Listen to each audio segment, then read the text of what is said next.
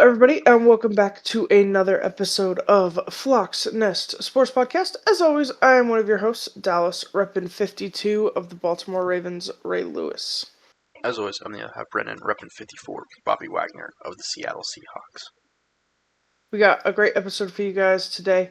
As it is the first week of the month, we are going to talk some basketball, as well as college football as they wrapped rivalry week, and of course, as always, the NFL.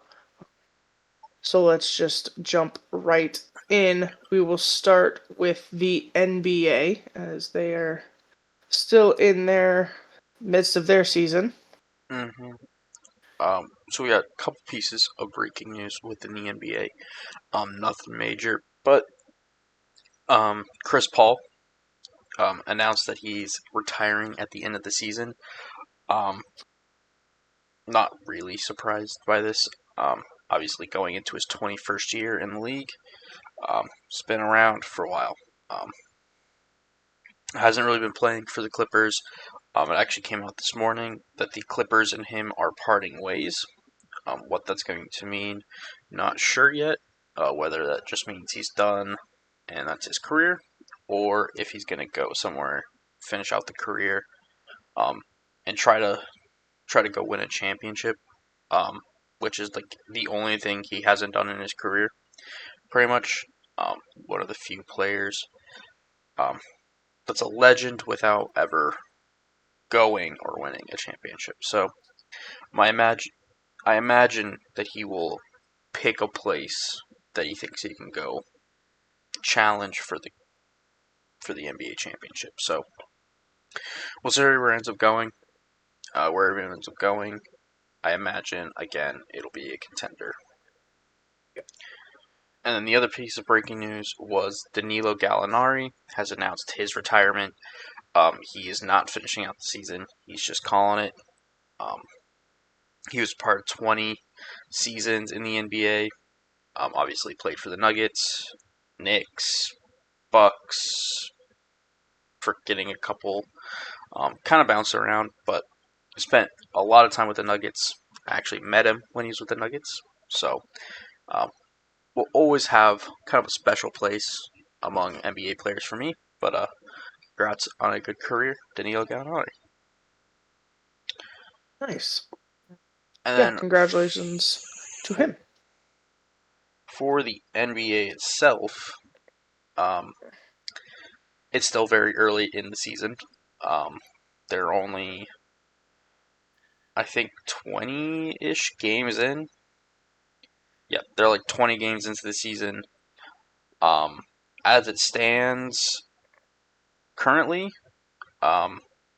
Oklahoma City's still the best team. They're the team to beat. Everyone kind of knew that going into the season.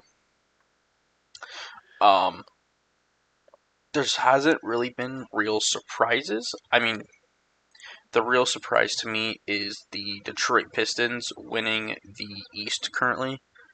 Obviously, Detroit has not been good the past couple of years. They did make a decent run last year, but for them to be leading the East is a little bit surprising. It's a cool story. Obviously, again, really early into the season, we'll see where we go. But for the Detroit to be leading, that's pretty cool. Obviously, Boston being pretty low down the leaderboards is still a little surprising, even with the Jason Tatum injury. I kind of thought they'd at least kind of be in it with the amount of talent they had. We talked about that extensively when he got hurt at the end of last season. That with the talent on the Celtics, we weren't sure if you would really even notice. Yeah. And what kind of decisions the Celtics made financially, given how expensive they are, with Tatum out and things like that. For them to struggle the way they have this season has been my biggest shocker. I mean, yeah, it's been a little, but they're still in the playoff race, so that's still at least something. When you look at like Indiana, who went to the NBA championship last year, had Tyrese Halliburton go out. They're really Yeah. struggling. They're 4-17. So That I'm less that like I'm less it's surprised about. unfortunate. Less surprised without Halliburton. I thought the Celtics without Tatum wasn't quite as big of a loss. You know that the Pacers without Halliburton is kind of a Kind of a team, you know? yeah. Competitive feels like a stretch, but And it's been then interesting to see. I mean, like the only other one for me is the fact that Austin Reeves is playing as good as he is. Um, as weird Yeah, as it sounds, like I don't like to talk about the Lakers, but I think it has to be said that he's probably been one of the 10 best players in the NBA this season, which is really weird to say for Austin Reeves. And every time I feel like I end up watching the Lakers, he's the one that stands out the most on a team it's with fair. Luka and LeBron. So I mean, that's saying something. I For me, I think it's still Luca, but I think he and Reeves have created a really good, really powerful 1-2. And it's been really positive to see how that dynamic has formulated with Luca, especially with LeBron being out with the injury early in the season and seeing what the Lakers are doing to build a team that I imagine here soon will not include LeBron. So Yeah, I know there were a lot of things in the offseason about trade Austin Reeves. Is it good enough? Can he be that? Um, is he too much of a give me the ball guy when you have Luca and LeBron? And so to see what they've been able to do and what he's playing like has been fantastic. yeah. And currently, And if you're a Lakers fan, I think you should be really and again, Lakers currently excited. second in the West, um, only behind Oklahoma City. Granted, they are 5 games behind Oklahoma City, but that is just how good Oklahoma City is. Oklahoma City Yeah. has one loss so far. They're 22 games in. I I It's watched pretty them impressive. play the Warriors yesterday, day before. Um they just look fantastic. They have so much energy, so much talent. Um Yeah. Um, it's they're going to be a hard team to beat. the Thunder are honestly ridiculous. What's even worse though is the Thunder are this good, have 21 wins of 22 games so far this season they've played, Uh-huh. and they hold the Los Angeles Clippers pick this year in the first round. The Clippers are the second So, worst team in the West. uh when you consider a team that's young but also about to be very expensive, coming off a championship, looking to repeat, which no NBA team has done in almost a decade, and you're going to give them a More pretty young early talent. pick. It's So sure like that I don't think this was thought out. I don't think I've ever seen a team actually like hit a rebuild as well as Oklahoma City has in any Yeah. sport. Period. Like Because it usually takes time. You get the coach, you get the players, you got some veterans, but a lot of young talent goes into a rebuild, and it takes them time to kind of match energy in the sport, match talent, but match physicality, athleticism. And for them to come in and play the way they are with the drive that they are and the talent that they are, it's it's just ridiculous. yeah, like again, I don't think I've seen a team hit that kind of rebuild ever. Yeah. So it's impressive. It's annoying as a Nuggets fan, but It's annoying. It's annoying. it's like you can't be anything but impressed by what they've done. Um, it's not easy to hit draft pick after draft pick after draft pick, and they just seem to hit on every single one. So, unfortunately, I think the Thunder will be very good for a very long time. Yeah, it's hard to say they won't when you see the talent and the youth, Because and that even when, always bodes well for good franchises. cause yeah, even when they get priced out of some of their good players, they have draft picks to replenish it. That like so, And usually a rebuilding team doesn't have a ton of draft picks because they've had to use so many, they've had to yeah, make trades. So they really are in one of the best positions possible moving forward and for the present. yeah, it was pretty, it's pretty incredible. Um, but I think that's it for the NBA. Okay. Again, we're so early into the season, you can't really tell what's going to happen. Teams can get hot, teams can get cold.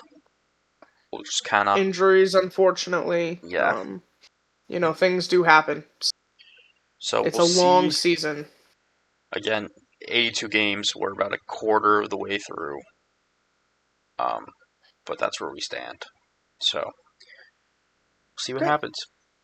Well, in lieu of our basketball week, we will continue with that trend and talk a little bit about the WNBA. Um, Obviously, the main storyline this offseason has been the negotiations uh, between the players and the players, or the WNBA and the WNBA Players Association. Um, they have agreed to another extension, which at this point gives them until January 9th to get one done. I was looking at their latest proposal, which was a baseline of $1 million per player. So we've skyrocketed significantly. But they also then are taking away players' housing. I did not realize that the WNBA players were guaranteed housing by their CBA negotiations and contracts. And the WNBA was required to house players. So it would take that away and pay more money. So I'm kind of wondering, basically, my question is, do the players want? Because they have a lot of non-financial benefits in their contract, and the WNBA is also required to help them find, I think it was up to 30 potential job opportunities in an off season with sponsorships, brand deals, and other leagues. So the league does a significant amount for its players. And you're out here complaining about wanting more money from a league that doesn't make it. So I'm a little confused. And I'm, I'm a little I'm unclear on what the goal is here I'm, from the players. I'm very confused. Me too. Because Me too. I swear a player came out and was talking about how much her rent was Yeah. and how her salary isn't enough. But if they take care of that, I don't I'm not sure understand. how That works. all of that works, My guess is if like you wanted to, you could get your own if you felt. but yeah. But since 2016, the WNBA has been required to provide housing for its players. Okay. So if that's an option, right, and then you go out and you spend, if I go out and I try to buy $1 million home, I can't afford that mortgage. You know what I mean? Like, it's kind of living within your means. That's kind of the definition of the word. It's called being an adult. I know that that's hard for some people, but let's try. Um, So I'm just confused. I'm. I think this is getting ridiculous. This is their third extension. Yeah. I'm not sure what it is the players are looking for. You seem to want every benefit plus make a crap ton of money. It doesn't work that way. The money has to come from somewhere. Has to come from somewhere. Um, so it will be interesting to see where this continues to go. The league also proposed an earlier start date. Um, that didn't go over very well. So, as it would conflict with other leagues and other tournaments. So, not surprised by that one, but some of the other things, Okay. My question though, is you're worried yeah. about conflicting with other leagues, but your playoffs conflict with the biggest sport in America. Yes, but they don't like it's other leagues that the players are in. It's other leagues that the Okay. players participate in. Is I'm sorry, Okay. that's what I meant. I see now. Okay. Um, That makes more sense. I'm like, if you're yeah, worried about yeah. conflicting with like the NBA, No, no, no, no. why? Be worried about conflicting It's with the NFL or college football or yeah, no. It's other leagues the women play okay. in. That makes a ton more So, sense. um, it's been an interesting off season. Obviously, still going on. Obviously, another extension. We'll continue to keep an eye on it, but I just think it's gotten ridiculous. Yeah, I have not been paying attention to the situation. It just sounds ridiculous. So, Fair enough. Alrighty. Well, as that wraps up, nope, basketball this week. We will move on to college football as they had rivalry week yeah. this past weekend, So, we're going to as well as I know some news. yeah, So there's a lot of news. We're going to focus on the games, then we'll get into the news. Um, some of the news might cause a rant. We'll see. See what happens. Um, for rivalry week, it did not disappoint. Um, no, never does, but it did not disappoint. I watched a shit ton of games this week, um, as you should on rivalry weekend. Um, to start on Friday, I watched Texas A&M Texas. Um, I was really looking forward to this game. Um, not one of the biggest rivalries out there, but really fun to watch. I thought Texas played really well. Um, Arch Manning actually looked. I don't want to say. I'm not really sure how to say this. He didn't look great, but he didn't look bad. He very much looked like a game manager in this game. He did hmm have a really nice rushing touchdown to help seal the deal for Texas in this game. That was a really big play. But for the most part, I didn't feel like he had to do a whole ton in this game in terms of throwing the ball down the field. Um, but he was less than 50% on his passes. Um, not something you really want to be. Only threw for 179 yards. It's not bad, but in college football, you might want to bump that up a bit. But he didn't throw any interceptions. He did have a touchdown pass. So, for the most part, I think it was a good game, especially when you consider on the ground Texas A&M or Texas dominated Texas A&M for 155 yards, or for Wisner having 155 yards. Arch Manning had 53.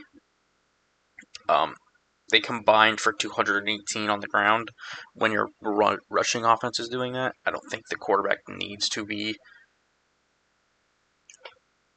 Superman. So I think we're seeing a lot of good things from Arch Manning, um, and he's starting to limit some of the really bad things, which is what we've been wanting to see.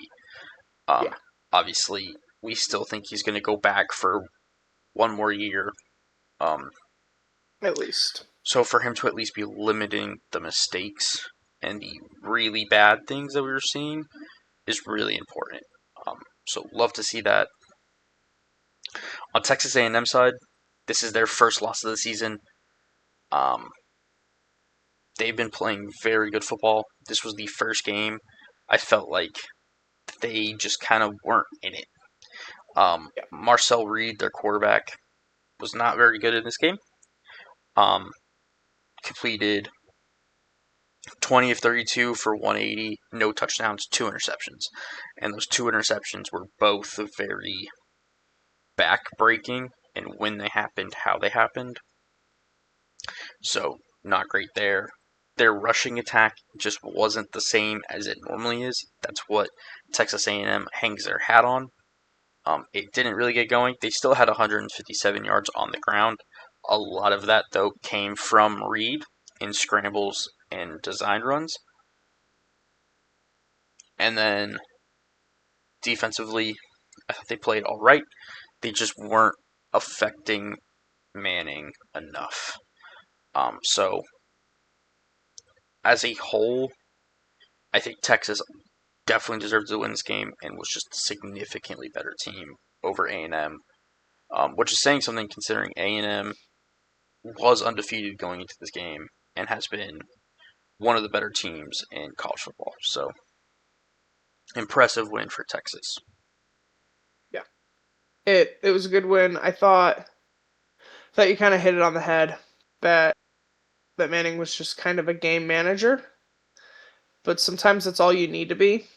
Um, Not putting the ball in harm's way. Not every moment or game needs excellence. It's just survive the week. Um, and against rivals, that's an important thing to be able to do. Um, I think next year we'll potentially see more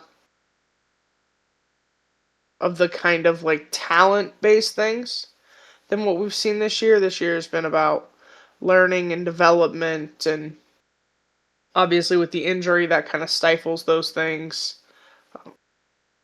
But it was a good game. I thought it would be closer, if not go the other way.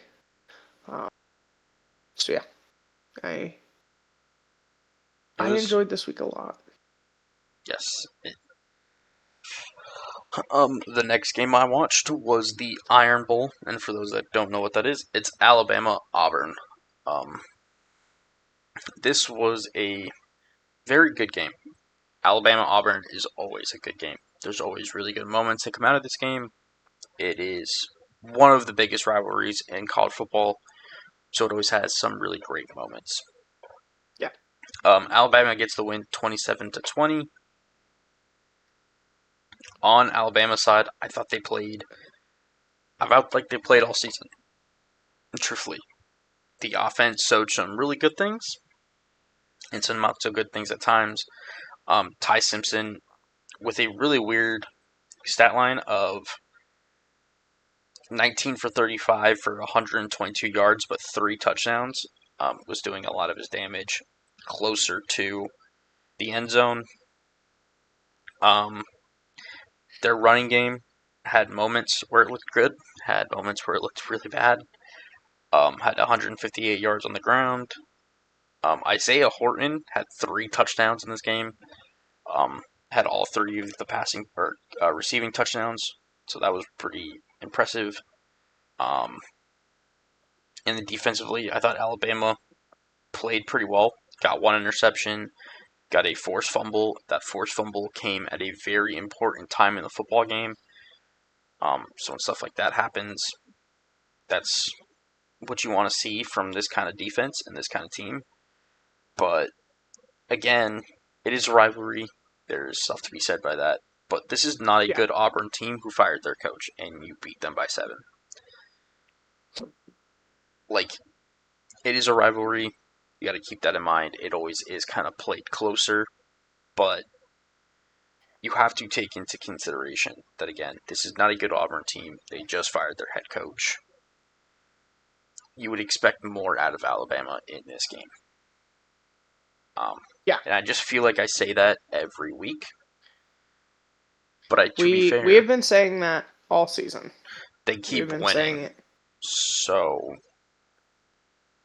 I this this was an important game for Alabama. They needed the win to play for the SEC championship game next week. It was win in, lose out. Um, so I thought there would be a little bit more fight. Yes, it's a rivalry. Yes, it's a matchup that they look forward to every year. They anticipate every year. It was in Auburn, um, but like you said, Auburn fired the head coach. They are under 500. This is not a good team. Um, it shouldn't have come down to quite such critical moments late in the game. That forced fumble was so late. and Um, it happened when Auburn was driving to go tie the football game. yeah. Um, they were primed to do that. So yes, Alabama beat Georgia already this year. I'm not sure they're going to be able to repeat that success with the way they've been playing. Yeah, like I just think if you watch the two teams, Alabama and Georgia, and again, it's rivalry, anything can happen. But if you just watch those two teams in a vacuum, Georgia is so clearly the better of the two. Yeah. It's not even Yeah. close. Um, And then on Auburn's side of the game, I thought they at least came out and fought. They, they did indeed. they were playing. Auburn was playing to play spoiler and to potentially make a bowl game. So like, they didn't have what Alabama had to play for, but they still went out there. They fought. They did a lot of damage on the ground. Ashton Daniels, the quarterback, had 259 passing yards, a touchdown, and an interception. That interception was not great. But he also added 108 yards on the ground in the rushing game, which is pretty impressive. But it was the fumble that I think really Yeah. kind of Yeah. broke Auburn's back. They're driving, they're right there. That fumble, I think, just kind of took everything out of it. They get the ball back after that, but with like no time on the clock, it was just an unfortunate turn of events for Auburn in that moment. But Yeah. It was a rough go, but they fought for it. They played well for it, and they gave Alabama a run for their money. Um, I think as kind of rough as the season was, this was an ending that they could be proud of. yeah. And then the last game I watched was the big game, the rivalry that if you don't really know college football, you probably still think of Ohio State, Michigan. It is the rivalry of college football. This game, Ohio State gets the win 27-9, snapping their 4-game losing streak to Michigan. Michigan had their number as of late, but Ohio State gets the win to stay undefeated in the regular season. There are 2 teams left. Indiana is the other one. But Ohio State was just the better team in this game, and it was very clear from the beginning. This game was played in snow, but it really just didn't matter. Alabama or Ohio State was better, and they just kind of never gave Michigan a chance in this game. Um, and I think really the reason was Ohio State trusted their quarterback in the snow. Michigan did not. And it's very clear when you just look at the stats. Um, Ohio State attempted 26 passes and were in the lead for the majority of the game. Michigan attempted 18 and were behind for most of the game. So just looking at those two numbers, you can kind of see who felt like the more dominant, better, more experienced. Just you could just tell the gap in talent from that stat alone. But again, Ohio State, great football team. Um, for a little bit there, Michigan was holding in it, and then Ohio State ran away with it and just kind of Yeah. never looked back. And even when Michigan was kind of holding, it just didn't feel close. Yeah, Um, it didn't ever feel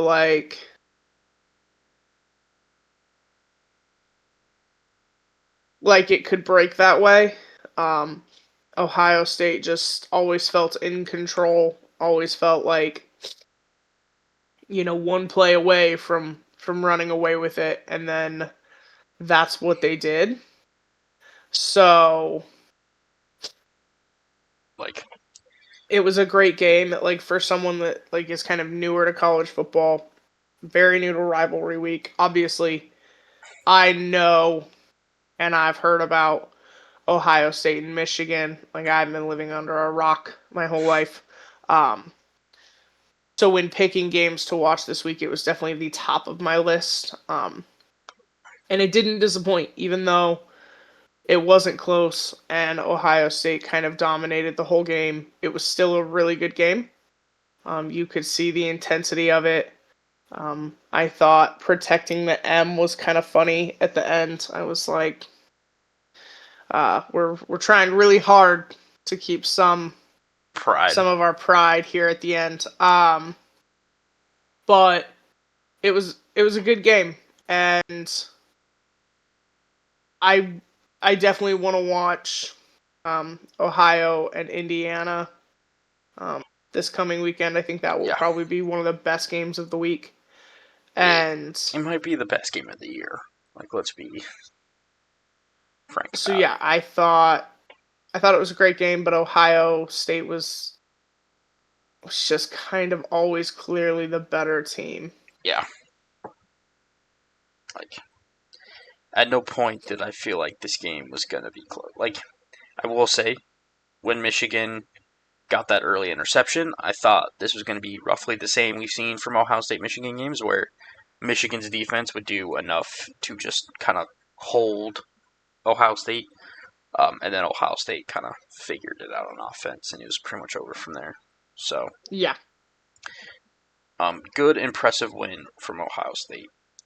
They needed to snap that losing streak. Because obviously they won the national championship last year, but for them, I feel like beating Michigan sometimes is just more important than the it's more Natty. important. I remember kind of us talking about that last year, and I remember it coming up that like, cool, we won a championship, but we didn't beat Michigan. So, and I'm like, Yeah, priorities are interesting, but they can kind of finally check that off the box. because I think we were talking And about it. I think we were talking about it when we were talking about Ryan Day's job, like yeah, if he was going to get fired, which is funny. But um, I think he's safe now. so I it's think I do. I think he's safe. So it was just kind of interesting, and it was interesting to hear kind of the announcers and how much they understood this rivalry meant, and um, especially to Ohio State, given how long it had been. There wasn't an active member of the roster that had ever beat Michigan, so great for them to kind of get this moment, get this win, and yeah, I think his job is safe. just a little bit. Um, Final game that I watched, or only one I watched that you didn't, was Vanderbilt, Tennessee. Yep. Uh, Vanderbilt gets the win 45-24. Yeah. And this was rough. It was rough. You and I have talked about Vanderbilt quite a bit this year. Kind of being the underdogs. Just been a fun team to watch and to root for. didn't quite expect this season out of them. Definitely didn't expect this. Tennessee obviously has had some struggles throughout the year. I blame a lot of that on kind of their ability to plan and build an identity in the offseason. Mhm. But this is the first year in this rivalry that Vanderbilt's been a ranked team. And Um, and they destroyed. kicked their It asses. it was not close. It was not, honestly, I don't think I would use the word competitive. No, Um it was not. it Vanderbilt just kind of ran away with it. I think you saw a fight in Tennessee. I think you saw, at no point did they lay down. They tried. They went out there and they gave it their all. But it was nowhere near enough.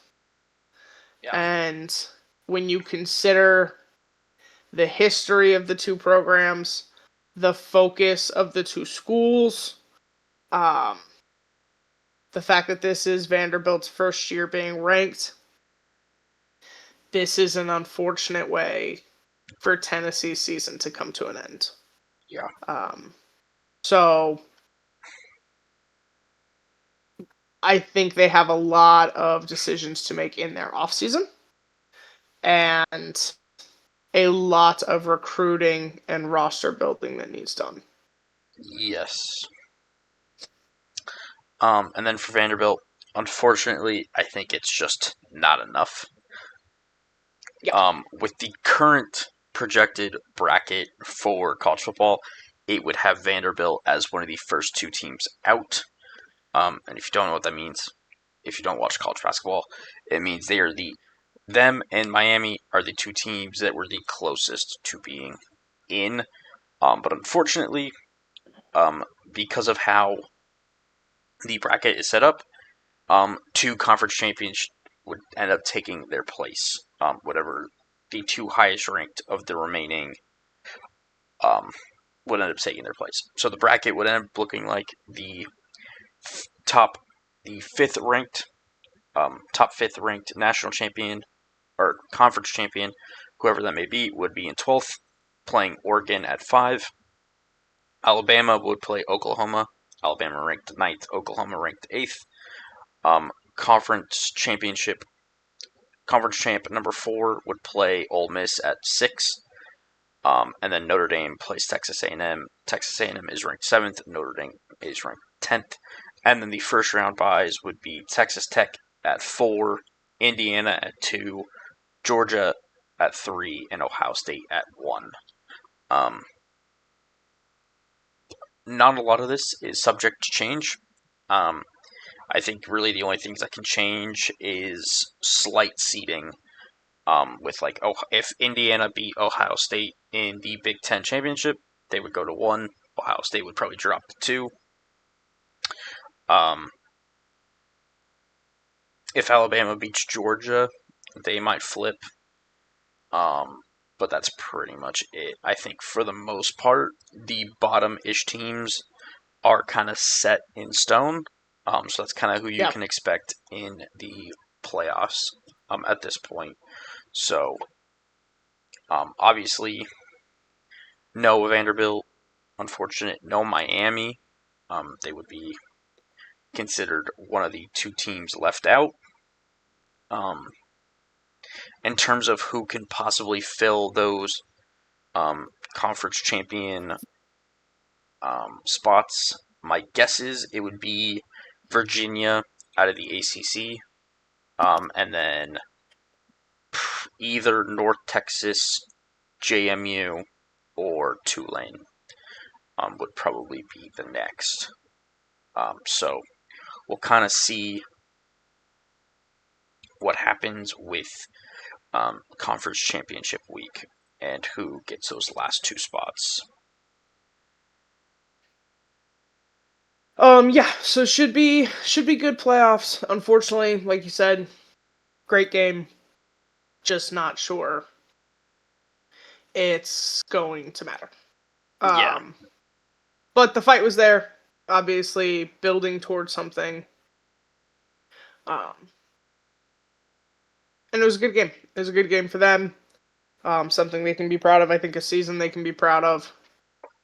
It's Yeah, Tennessee has some absolutely. work to do.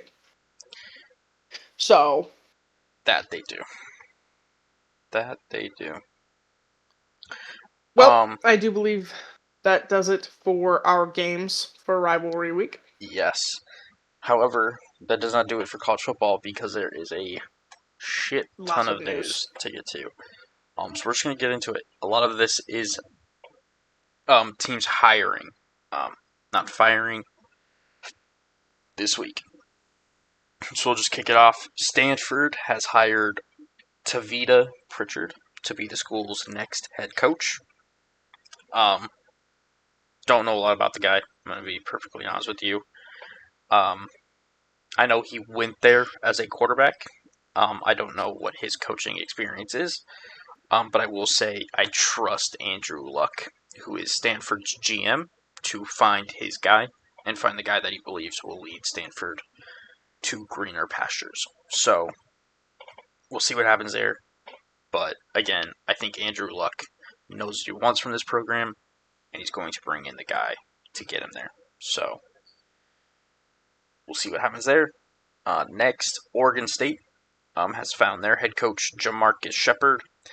I believe he's coming from Alabama. I believe he was their wide receivers or like assistant coach there. So, coming over to the Northwest to be Oregon State's next head coach. Vanderbilt has agreed a 6-year extension on Clark Lee, their head coach. So he's going nowhere. That's not really surprising. He fits that team. He fits that culture very well. I think he's built a very good Vanderbilt team, as we had talked about. So they get to keep him. That seems like a very good choice from Vanderbilt. Next is Missouri has agreed to hire Elia Drinkwitz to be their next head coach. Um, or not their next, but an extension is more what I was trying to get to. So he'll be there for the foreseeable future. I think he's done a pretty good job with Missouri. Obviously, could be better, but in the current state of college football, being able to hold on to good coaches is recommended. So there's that. Um, Next is Ryan Silverfield has accepted the head coaching job at Arkansas. Again, don't know much about him. I know he was most recently the coach of Memphis, and Memphis was having a very good season comparatively to what Memphis is known for. So, seems like Arkansas could be getting a decent head coach. Um, Not sure what that'll mean, but they'll at least get somebody. Next is Auburn has hired their next head coach, Alex Golish. Um, I don't remember where he's coming from, but he's signing a 6-year deal. Hopefully, this makes Auburn more competitive. Obviously, not great this season. So hopefully, he can turn around that Auburn program. Next, Florida is hiring Tulane's John Sumrall. Florida was a team that I thought was going to be in the running for Lane Kiffin. It seemed like they pulled out pretty quickly in that chase, but they land John Sumrall. Tulane, as we talked about, they have a chance to go to the playoffs this year, so he's got them playing very good. We'll see if he can come in and kind of revitalize that Florida program and see if he can get Florida playing like we expect Florida to play. Next is Michigan. Michigan State has fired their head coach Jonathan Smith. He was 1-8 in the Big Ten this season, and his overall record is 9-15 in 2 seasons. So not good.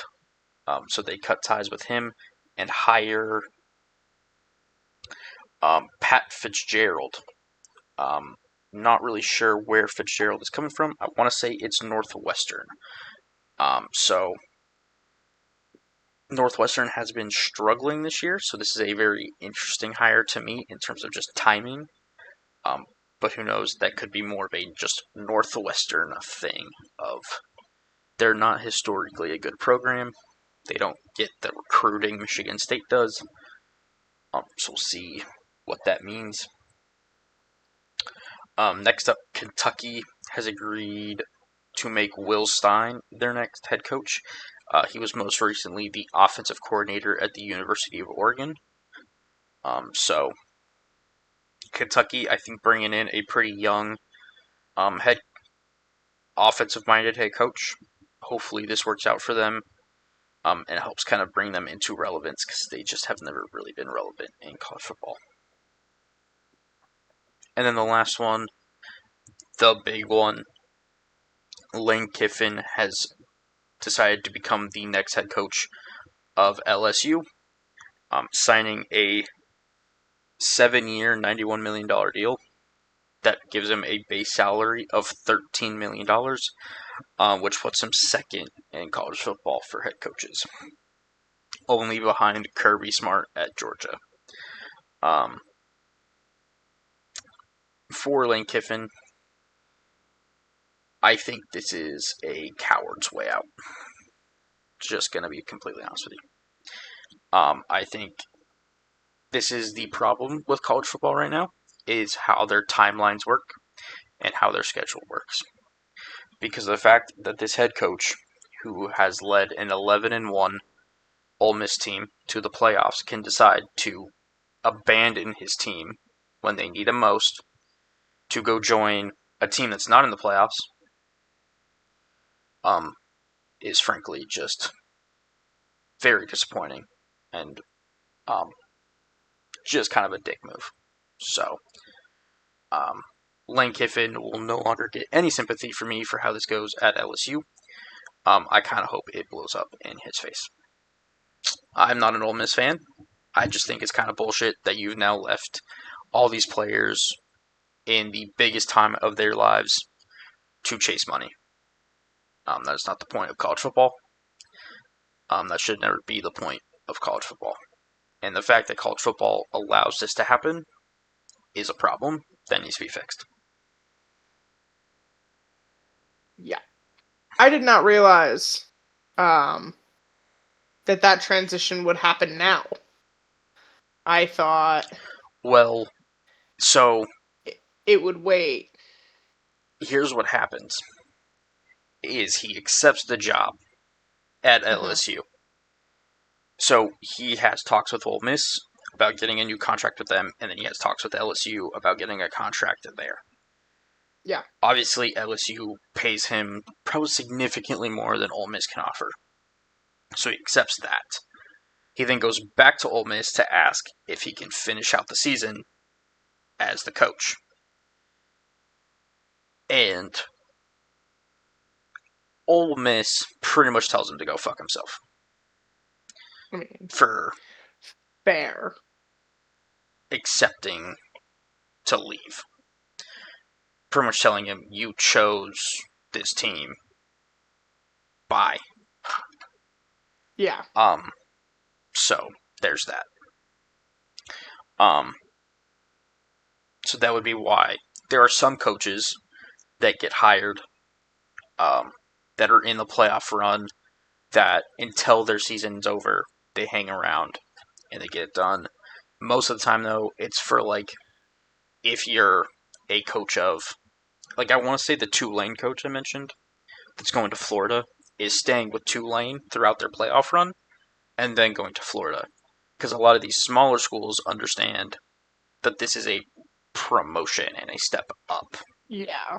That this guy This is is getting. A lateral move. You're moving for money. Yeah. Like, for Tulane's head coach, I think Tulane understands, like, hey, this is a chance for him in a way to like move up. Whereas Yeah, Ole Miss and LSU, it's lateral, as you mentioned. So I think that's kind of where that comes from. it's fair. Um, I don't blame Ole Miss. Like, I understand that decision. I do think it's kind of unfortunate for the team and the players. Like, I don't give a fuck about Lane Kiffin. But to not allow him to return to see out the playoffs is unfortunate. But also, I get it. Like, And it, if he didn't want to be there, don't make him be there. yeah. Um, I was genuinely surprised by the decision. Um, to see what he's done with Ole Miss. Yeah. I thought he would stay. Um, Hearing the number, I suppose I'm get it. not surprised, unfortunately. But I do agree that that shouldn't be the point. You can't tell me as Lane Kiffin you haven't made great money in your career. And you can't tell me that this couldn't have been handled in a couple weeks. Significantly differently. I think that's more of a college football problem. I think they need to change their timelines. I know it's Yeah. tough. I know, unfortunately, they have to follow the college season and the college setup. These players that want to transfer can't transfer midterm. Yeah. It's But unfortunate. we've talked about that with the portal, that the timing of it isn't conducive Ideal. because that's getting ready to open and the playoffs are happening. And if Yeah. people want to transfer, it puts teams in bad positions. And I think it makes Like, the college football playoffs, as much as they're trying to revamp it and make it like more inclusive, we might see, you have to keep it competitive, and you can't do that with coaches and players jumping around like, right now. I know for Ole Miss, I want to say their defensive coordinator is taken over as the head coach.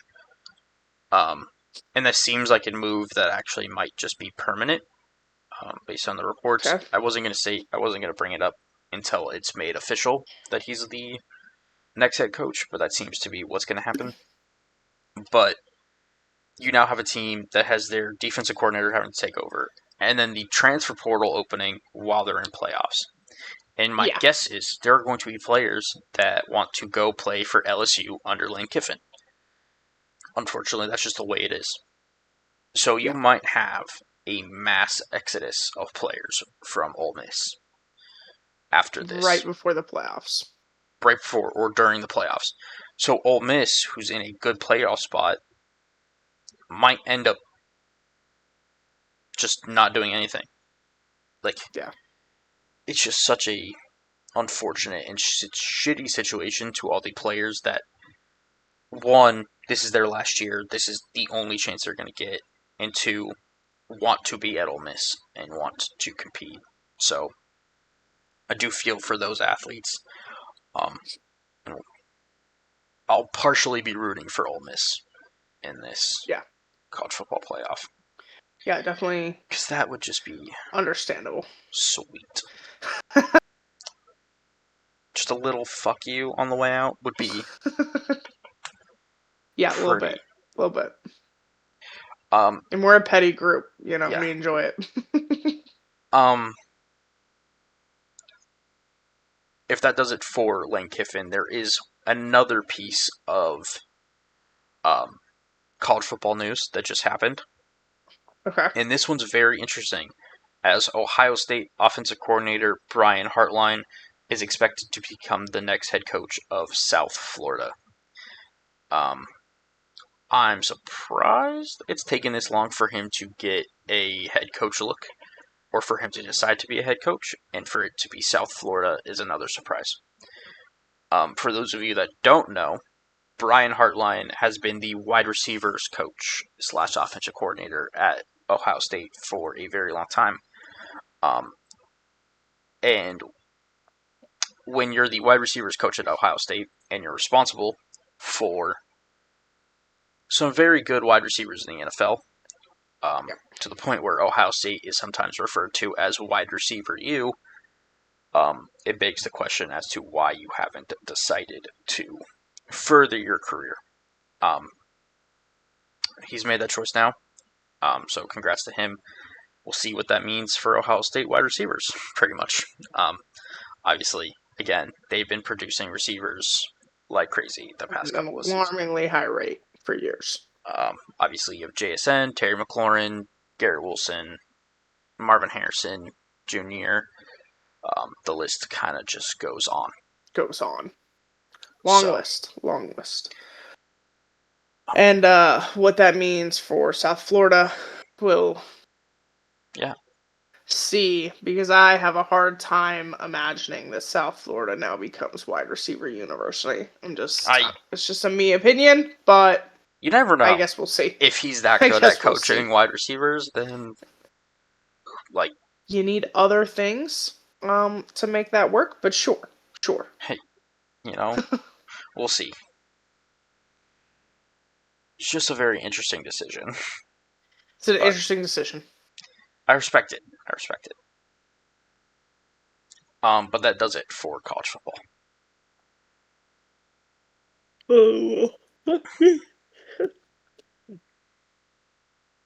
Alrighty. Well, then we will move on to the NFL that wrapped up week 13. Yeah. It's week 13. Yep. I'm so confident. We will move on to the NFL that wrapped week 13 this past week, with Thanksgiving and things like that. Kind of an odd schedule. Mm-hmm. But as always, we will do breaking news, our games of the weeks, and just kind of a roundup of the rest of the league. Yeah. So let's get started. Let's just kind of bust down the door and do some breaking news. Yes. So we talked last week about Frank Ragnow potentially coming out of retirement to join the Detroit Lions. Unfortunately, Frank Ragnow went to the facility, had to undergo his medical, but unfortunately he failed his physical. The medical exam revealed that he had a grade 3 hamstring strain, which for those of you that don't know what that means, it means that his hamstring was pretty much not attached to his bone. Yeah. It was completely torn. So he will not be playing for the Lions this season. Unfortunate. Little confused. Just slightly. But it's also an offensive lineman, and I'm going to guess they just hurt all the time.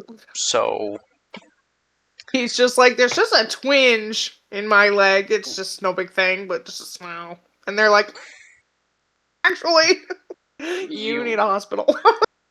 You need surgery.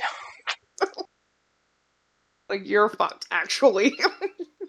But very unfortunate for the Lions and Frank Ragnow, as their potential reunion is not going to happen this year. Probably a good thing he went and tried, though, honestly. If nothing else, at least somebody looked at him. At least a medical professional went, there's something not right with your hamstring. You need a doctor. So, that's at least something. The Lions are kind of dominating the breaking news this week, as they revealed that Amon-Ra St. Brown had a low ankle sprain in their game against the Packers on Thanksgiving. Luckily for them, this will only be a 1 to 2 week injury. He does not have to go on IR. He will be back to end the season. They kind of get lucky, as if this was pretty much anything else, it would put him at jeopardy to miss the rest of the season. So it didn't look terrible. But it looked bad. But sometimes, like, with wide receivers and defensive backs, When like, you have a player roll up on you, yeah. your lower body's a little more frail than.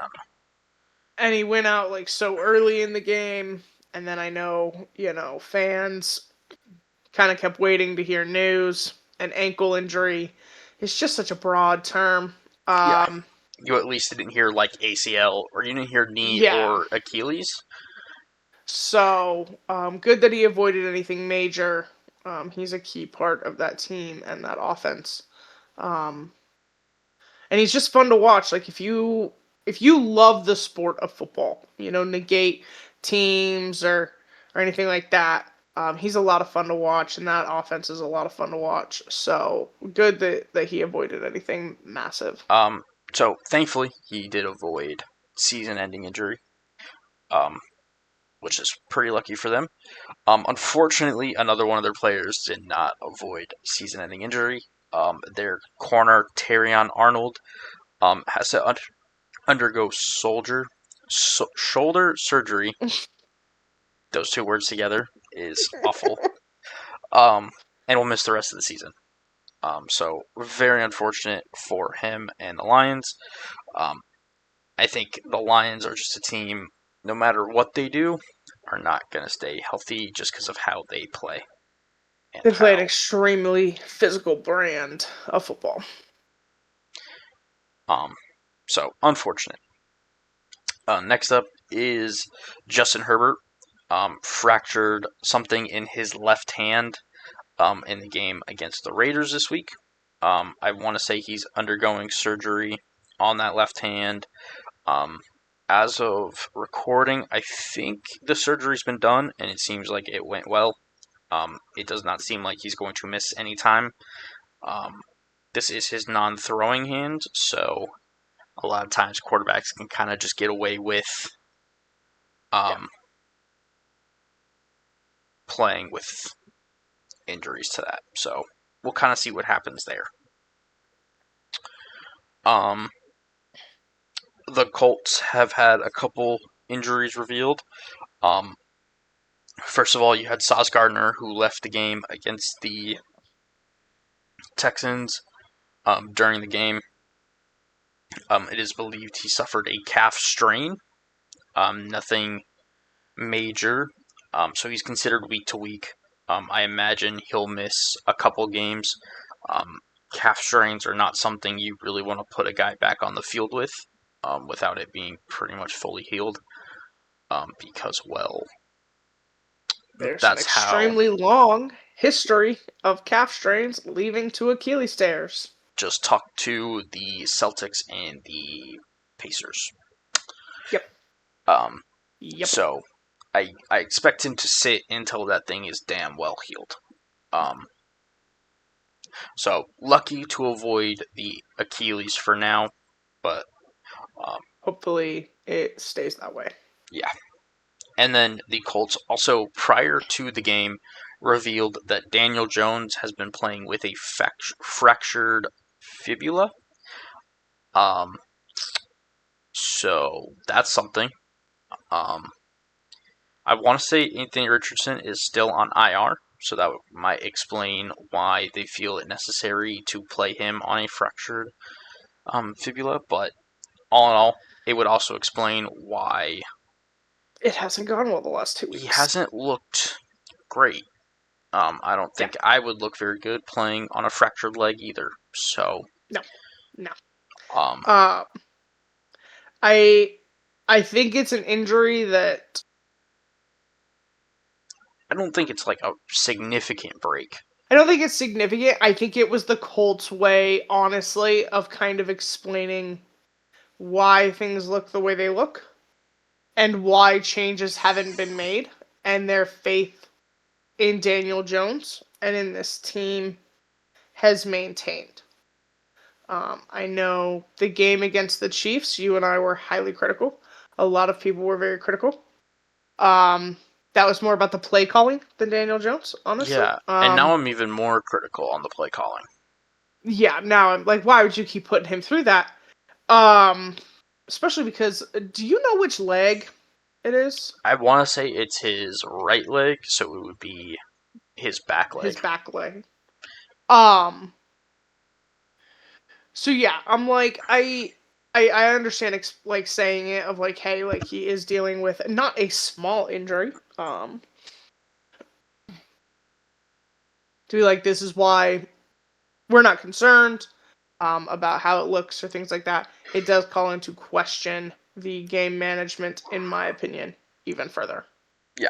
It does do that. Why? But I also think it explains why he's not running the way we've seen from him in the past. Yes. And again, I just don't get why you're doing this when you have Jonathan Taylor, and Yeah, you're. I don't know. It just seems like a poor life choice, but hey ho, what do I know? Next up is the Cleveland Browns. Defensive tackle Malik Collins is going to be out for the remainder of the season with a quad injury that is going to require surgery. So, unfortunate for the Browns, but truth be told, they are already pretty much out of the playoffs. So, at this You know. point, if you're on the Browns or like getting a season-ending injury is not, as long as it's not like significant, Yeah. might save you a little bit of just time and energy, truthfully. I'm So, not convinced you still couldn't win the North. I'm going to be honest with you. We're yeah, going to that's get the into that sad later. reality. But I am a little more convinced they can't just because of the yeah, situation they I have. don't think they can. But technically, statistically, I do think it's possible. They're still in it, which is just sad to say. Next up, Kyle Shanahan has confirmed that guard Ben Barch has a foot sprain. He'll go on IR and miss the rest of the season. So, not great. But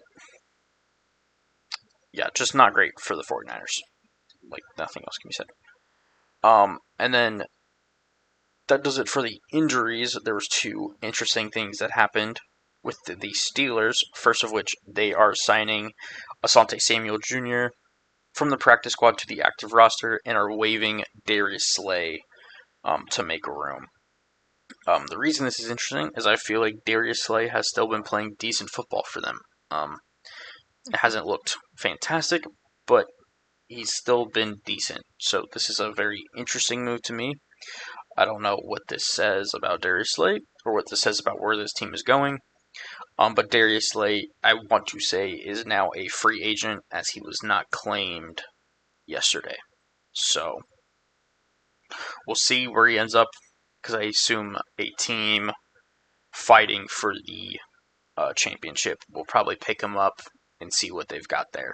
So interesting move there. And then the Steelers weren't done as they claimed Adam Thielen off waivers as the Vikings waived him.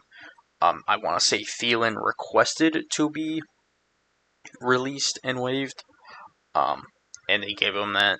And then the Steelers have claimed him off waivers. So there's that. Not sure how much this is going to help the Steelers, but in a division, as we mentioned, in the AFC North, where, man, anybody can win, maybe this will help. So we'll see. But that's pretty much it for breaking news. The last thing is in-season Hard Knocks has begun. It started yesterday. For those of you that don't remember, they are going to be covering the NFC East, so the Eagles, Giants, Commanders, and Cowboys. Only two of those I feel like are currently relevant. So The Cowboys are keeping things interesting. We might talk yeah, about them a little bit today. I think I really enjoyed the way they did the AFC North last year. I'm a little yes, biased, don't get me wrong. But it was kind of fun to see I'm not an biased. entire division. It was very cool to see the entire division. Um, there were a lot of interesting comparisons to make. How the four teams in a division stack up in terms of facility, how they operate. And I enjoy Hard Knocks. I do think it's something for kind of the nerdier people on that side of football, to see the ins and outs a little bit. And the NFC East, for the most part, is a good division. It's always a little competitive. Um, and, the Giants at least keep things interesting. So, a lot of fun. Haven't started this yet. It dropped kind of later last night for us here. Uh, Hopefully, give that a watch today or this week, and we'll Yeah. kind of talk about it as the season goes. Yeah.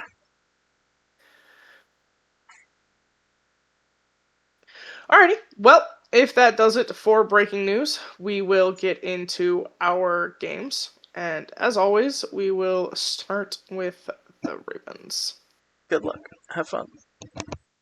Alright, so two things. One, I'm done giving opinions about the Baltimore Ravens. I'm just done. We're gonna find a new way to approach this podcast because obviously, when I give an opinion, I'm smacked for it.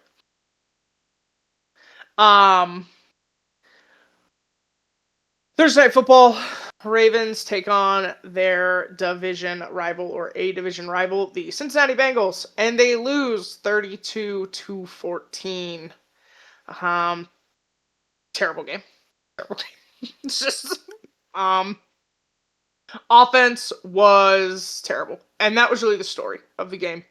5 turnovers, 2 touchdowns that were called back and taken off the board. Isaiah Likely had a fumble into the end zone that went out of the back, which creates a touchback. Zay Flowers had offensive pass interference, which took a touchdown off the board. It was just a lot of train wrecks. Lamar's first drive of the game, I believe, was a strip sack. He threw one clean interception, which was pretty uncharacteristic of him, and the other was a batted pass, which I do not put on him. Just unfortunate. But it was all terrible. It was all terrible. Lamar missed quite a few throws. This was the best game he scrambled in. I'm going to be honest. It was the best kind of running game he'd had in a little bit. But Derrick Henry didn't have any touches at all in the second quarter. I'm not sure what decision led to that or what thought process made that seem like a good idea. We decided to play musical chairs with the offensive line, where Emery, Jones, and Voorhees at left guard swapped in and out. And I'm not sure how effective that was because at every change, disaster occurred. Whether it was a penalty or a sack or the interceptions, all came at a switch at the O-line.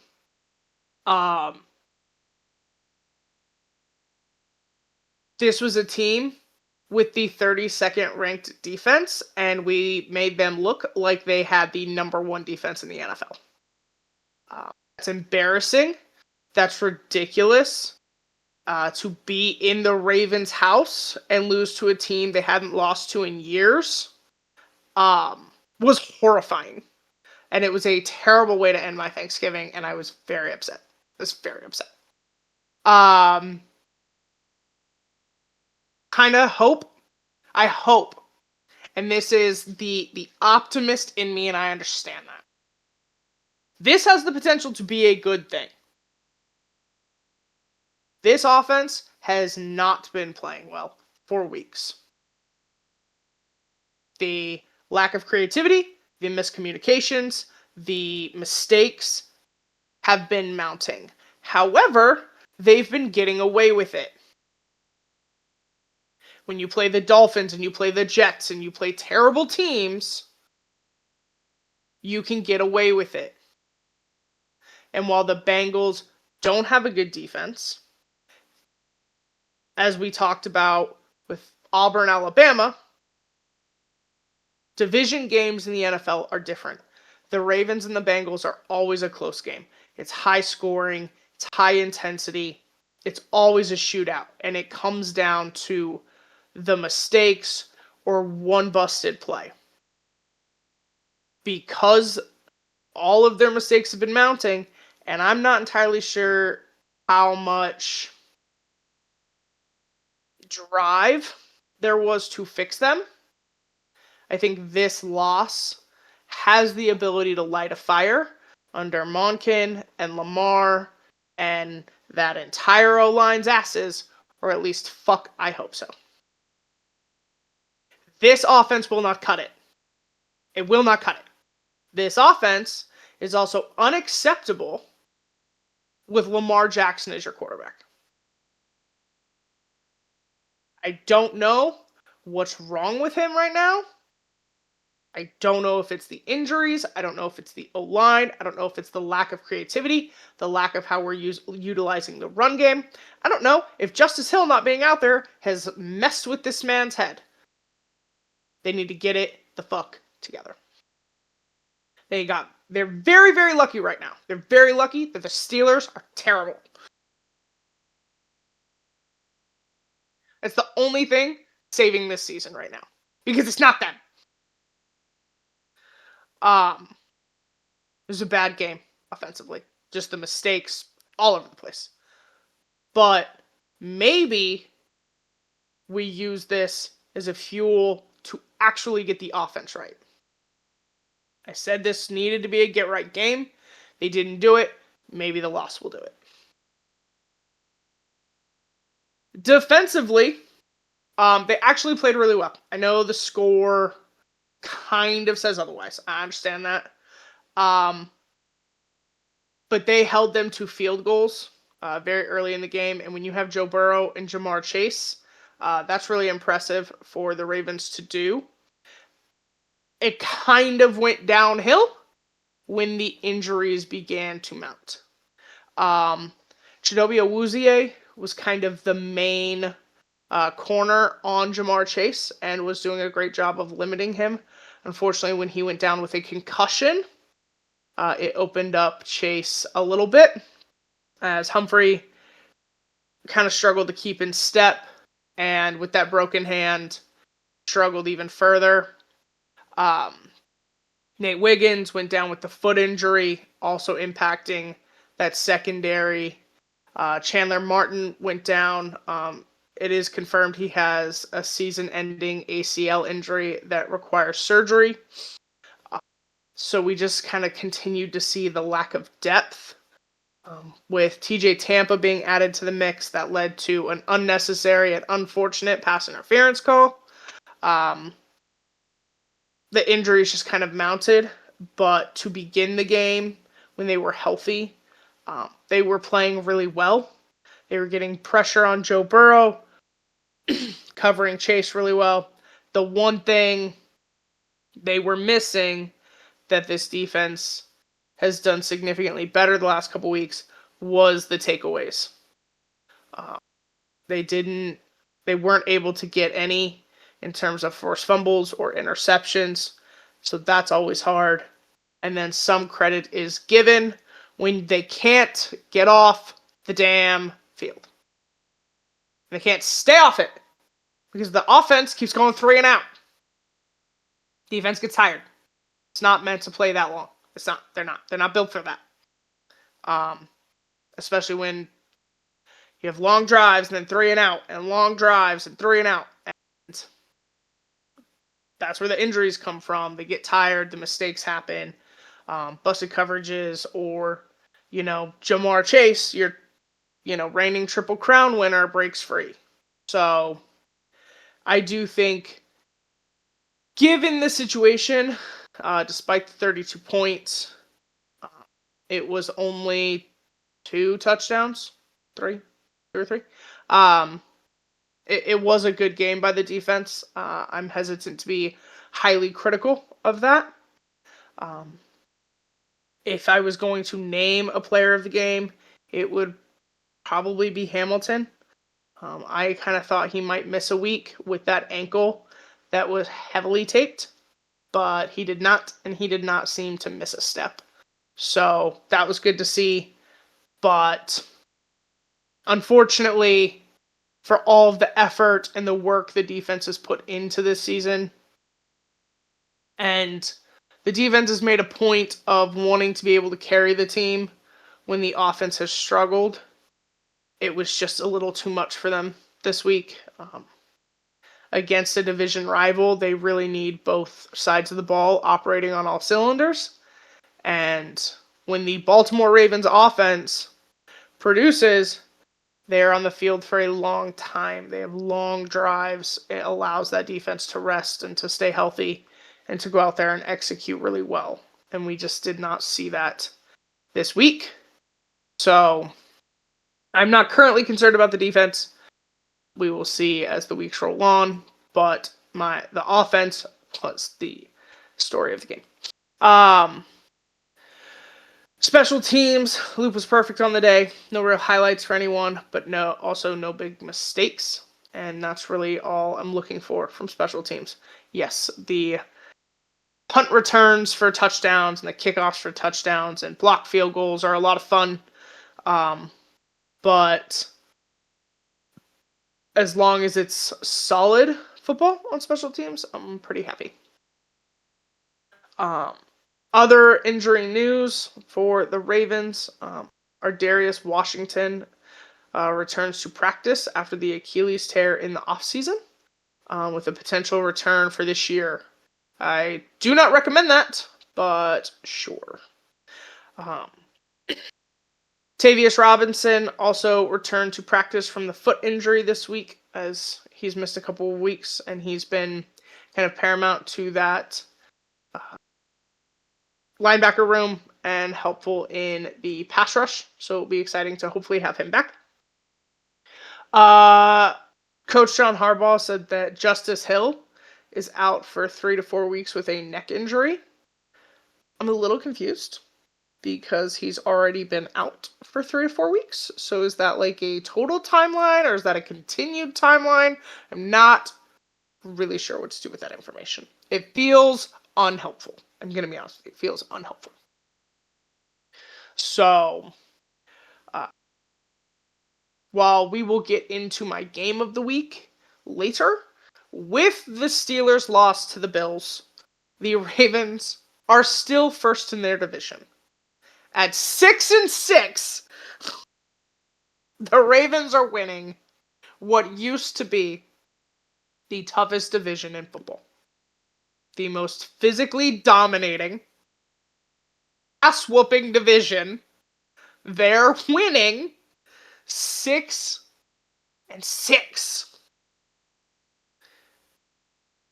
Hard to be a fan right now. I'm going to be honest with you. It's a little frustrating. I'm a little confused about what's happening. Look, all of the AFC looks weird right now. We're going to talk about it. It's weird. But to snap a 5-game losing streak, or a 5-game winning streak, felt like a punch to the gut. I'm be honest with you. And if the offense does not feel similarly to me, it's over. It's over. Season's over. They play the Steelers next week. They have to win that game. I hope this was a wake-up call. I hope it brings the mistakes and the miscues to the forefront of their mind. Fuck me. They can get right. They are very lucky in the sense that they still have the ability to do that and to win their division. The offense has got to get it together. On all fronts. It's not any one player. It's not any one group. It's all of them. Ball catchers, quarterback, O-line. I've got no real complaints about the running backs, but the way they're being used is frustrating. I don't understand how against the worst rush defense in the league, or one of the worst rush defenses in the league, he doesn't get the ball on almost every play. Is baffling. You have 4 running backs if you consider my mobile quarterback.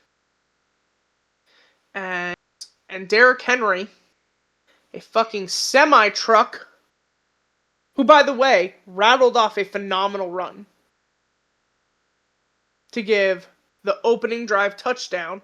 By the way, the first opening drive touchdown for the Baltimore Ravens in weeks.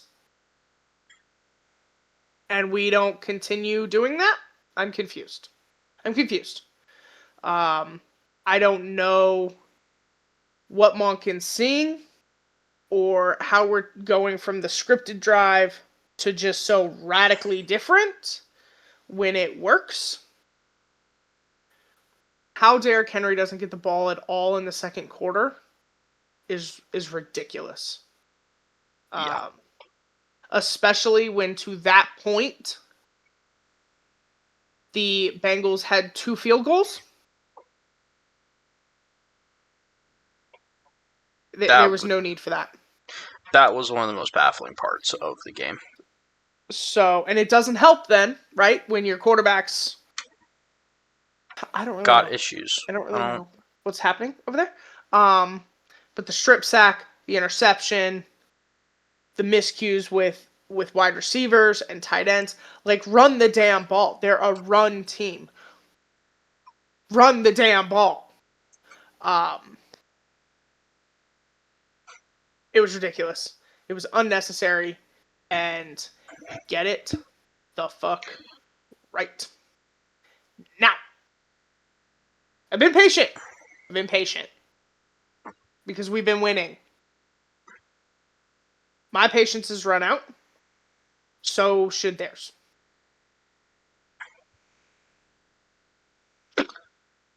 Lose to the fucking Bengals at home. It's insane. It's insane. Not a good game. I understand it was a high score. I'm not critical of the defense. I do not think they were the problem. That was on them. I don't think they were the problem.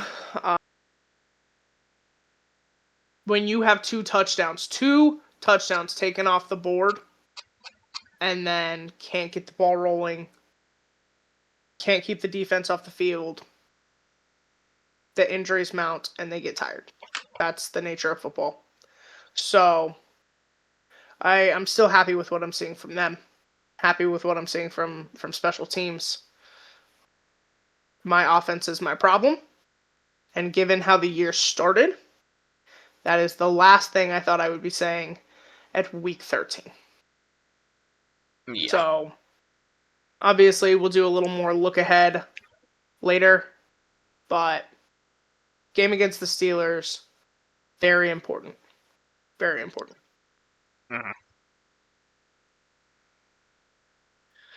Well, that does it for our Ravens talk for today. So we will move on to the Seattle Seahawks. Yeah. The Seahawks played the Vikings. They won 26-0. So I had a very unstressful week. Just kind of got to chill. It was very nice. I'm probably not going to spend a ton of time talking about this game because there's just not a ton to talk about.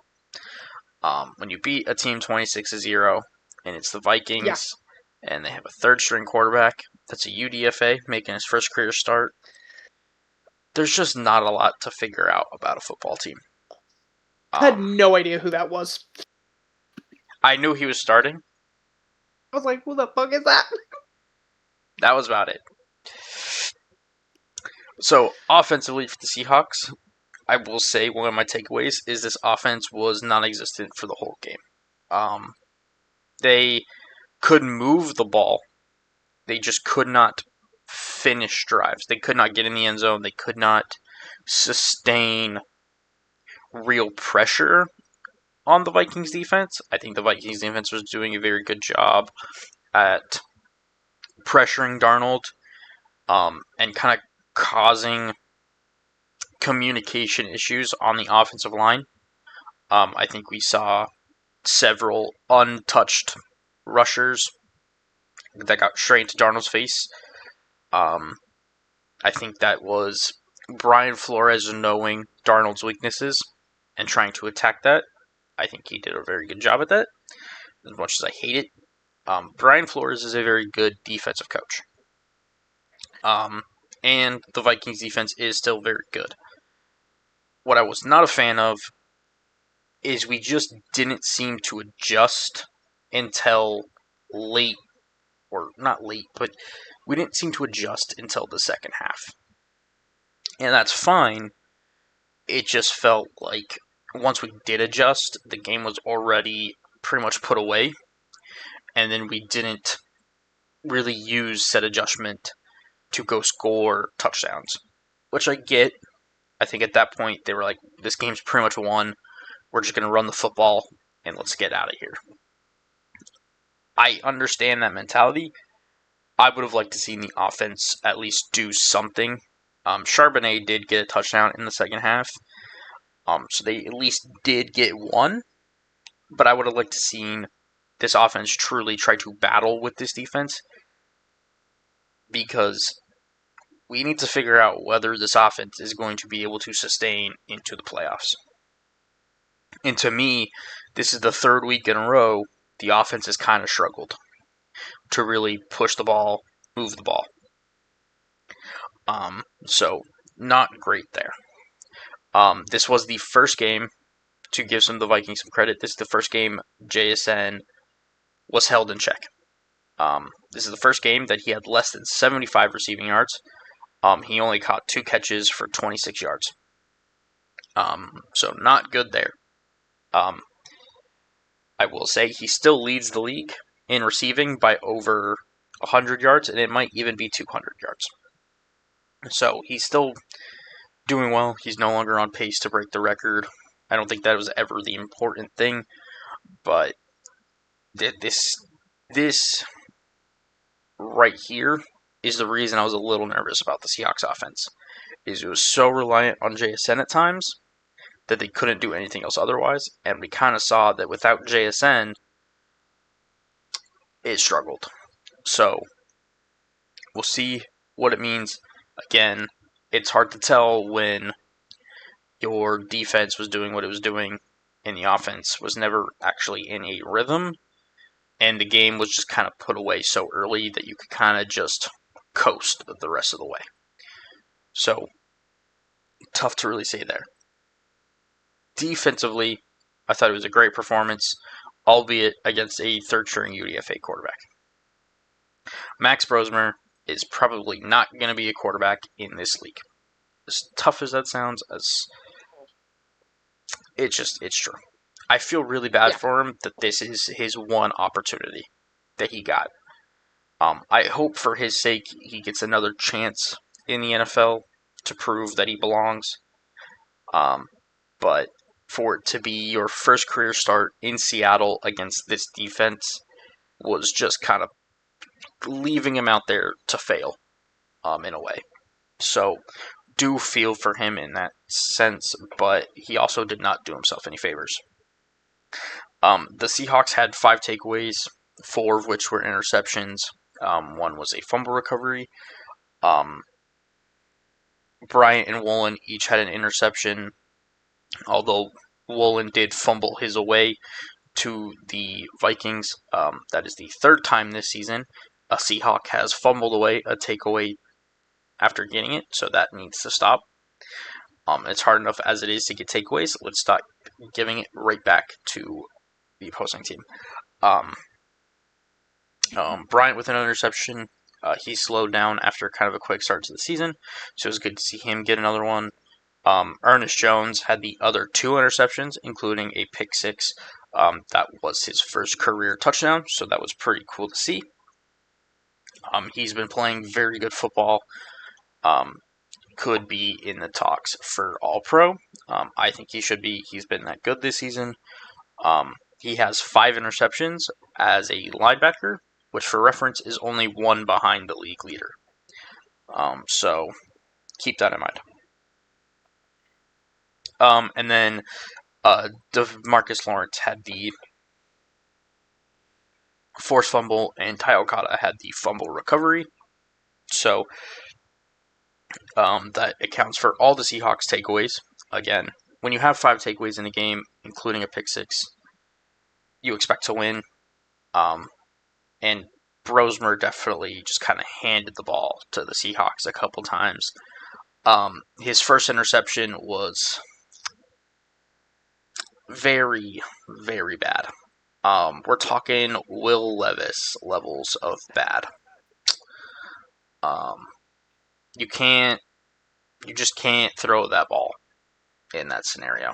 I get it. It's 4th and 1. You're being sacked. Demarcus Lawrence again was creating havoc. You're being sacked. You just can't throw the ball up for whoever wants it. In that scenario, that's kind of the reason I think he's probably not getting another shot in the NFL. There are things you can do to make it seem like you belong. Making a play like that is not one of them. So I appreciate him giving a gift to the Seahawks for the touchdown, but that's just not a play you're going to see very often. And then the other 3 interceptions, one was a very bad overthrow. One was a tipped pass that was, I think, just well defended. And then the other one was just he underthrew it. So, not great by any means, but the first one was just terrible. Was a play that you should never make. Do really feel for him in that. But again, this defense, that start, it's never going to go well. So, for the defense, they also held Justin Jefferson to 2 catches and 6 yards. So, he was pretty much not a factor in this game, which is awesome to see. And yeah, it was just a pretty dominant defensive performance. There's no other way to put it. It is very hard to shut teams out in the NFL. That is just a fact. So, really great to see it. Loved watching it. So that was awesome. For my offensive player of the game, I'm going to go with Ernest Jones. For those of you wondering, he is a defensive player, but I'm making an exception because he scored a touchdown for the Seahawks. The Seahawks offense only put up a touchdown, and he had 2 picks in this game. So 2 receptions in this game. In his returns, he had 91 total yards of return.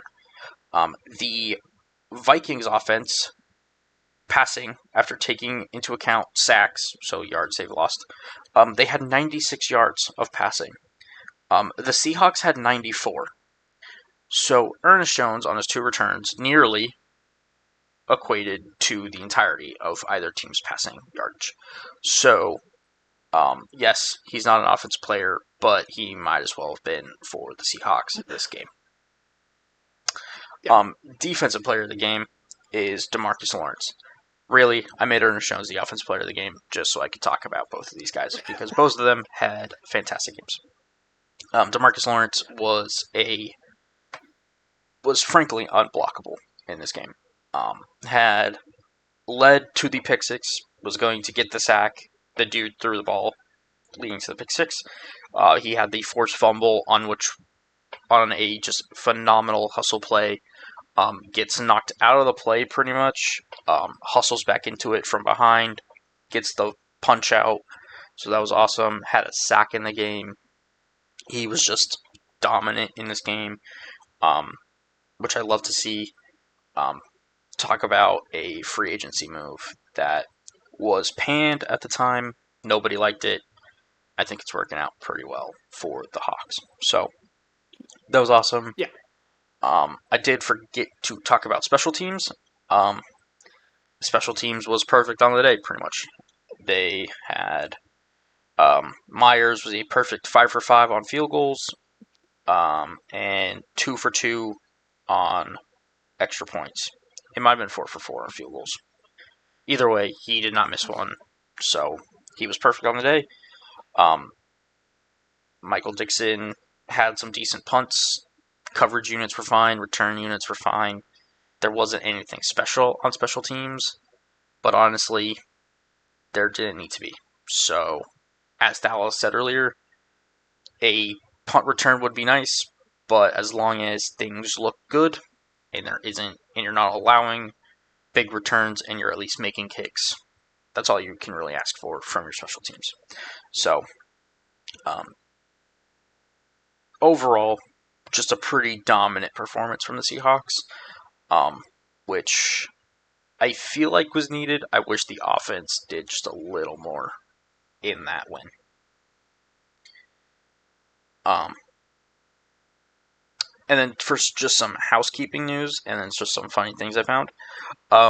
Housekeeping wise, the Seahawks are putting George Holani on IR, and then they have waived Miles Gaskins from the 53.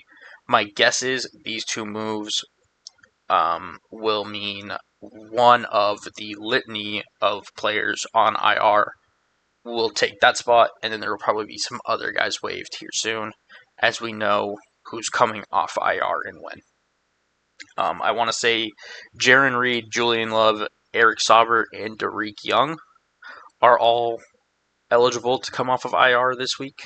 Obviously, Love and Sauber were available last week, but I think they are probably coming off of IR this week. So, don't know that yet, but I imagine we'll hear about that either today or later this week, that they're coming off IR. And then, just because I have it, just some funny stuff that happened this week with the Seahawks. First of which being the dumbest take I think I've ever seen in my entire life. Prior to the game, Steve Mariucci of NFL Network, they normally have like bold predictions in their show. Him and Kurt Warner, I think, do like an NFL Network show. Not 100% sure. Only really saw the clip. His bold prediction was Max Brosmer, the Vikings quarterback, would throw for 485 yards and break the Vikings single game record. That was his actual prediction. That's pretty insane. Well, I have two thoughts on the matter. One, only two? Well, I have two similar thoughts. One, is this disrespectful to JJ McCarthy or disrespectful to the Seahawks defense? Yes. And the answer is yes. One, why are you being disrespectful to the Seahawks defense when they have yet to allow a passer over, I want to say 300 yards? Actually, Baker Mayfield had 300. They've allowed one passer over 300 yards this season, and it was Baker Mayfield when Baker Mayfield was in his MVP levels.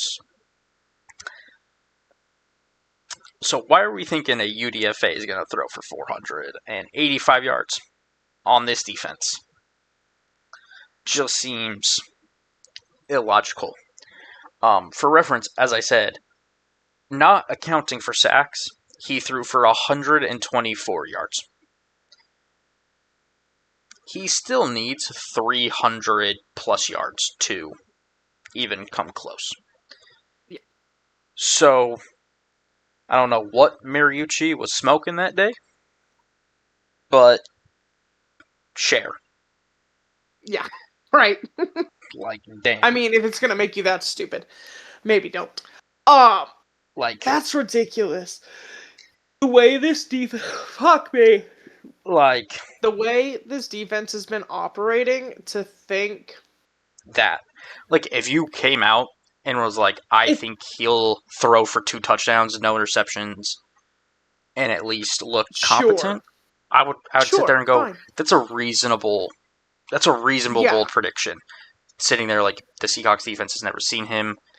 This is still a competent offense in terms of like who they have. I would get it. But saying that he's going to throw for nearly 500 yards is ridiculous. Like, I don't get that at all. That's ridiculous. It's disrespectful. It's disrespectful to everyone. Like, I don't get it. I don't see even remotely where you thought that was a thing that you should say out loud. Especially because, like, early Pro Bowl votes have been coming out. Yeah. The Seahawks have a guy in the top 10 at every position on defense except for strong safety and corner. They have a guy in the top 10 at every position. Some, they have multiple guys in the top 10. So, not sure how you thought that was going to happen against this defense, but sure, I get it. You had to say something to drive views. Good for you. Yeah. And then I think my favorite thing this week, during the post-game press conferences, I didn't get to watch this, and I get to see the clip, which is really disappointing. But if he said this is awesome. DeMarcus Lawrence, during his post-game press conference, said the following: "Excuse my language, line up, they get fucked up. They line up, they get fucked up."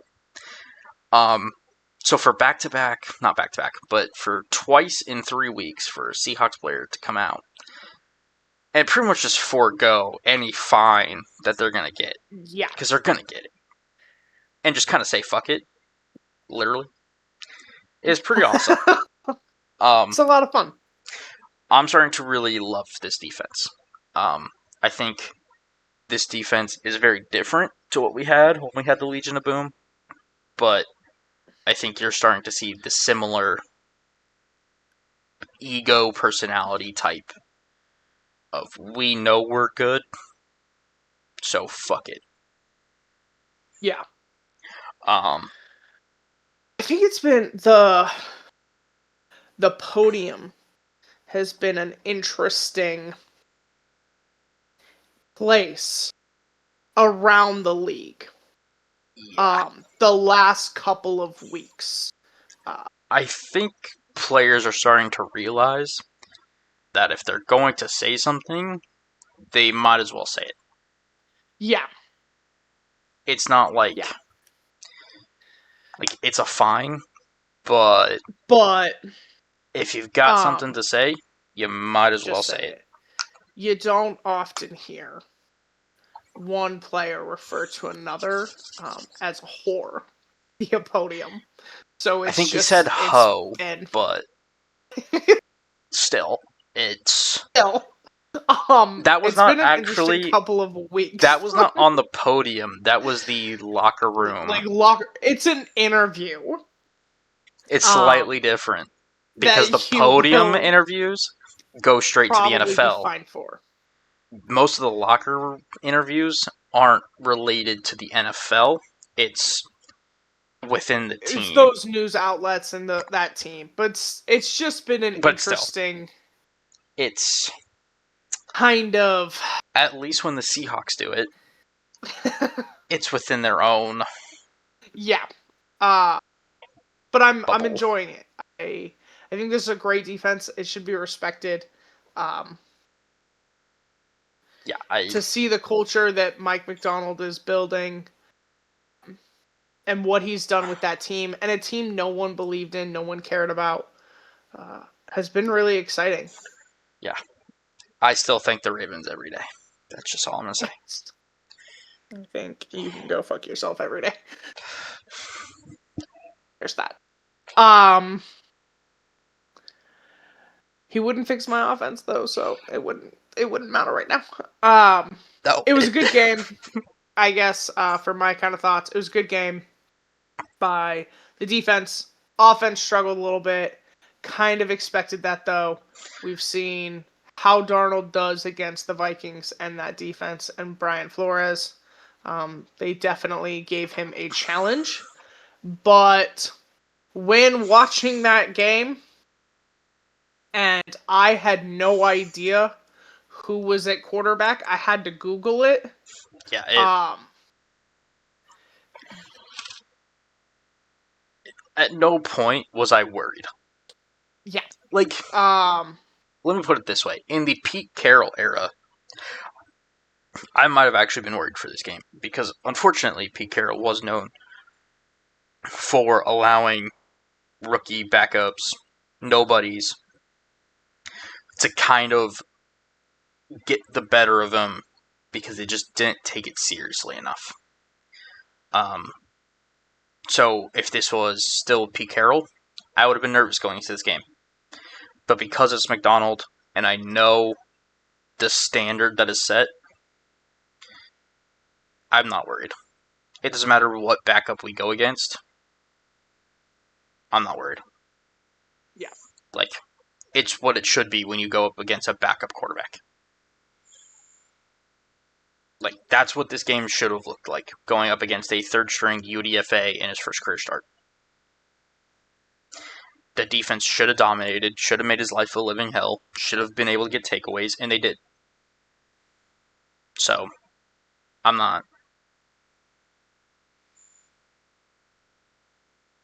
Yeah. No, I mean, it looked how it should have. They played how they should have. And it was a good win. I think when you're actually contending for something, you're actually fighting for something, you have to take the easy wins too. Yeah.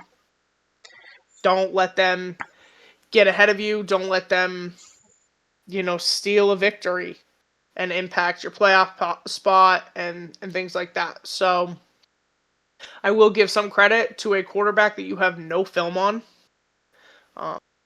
no real reference for. There's respect to be given to that, and they played well. Yeah. Awesome.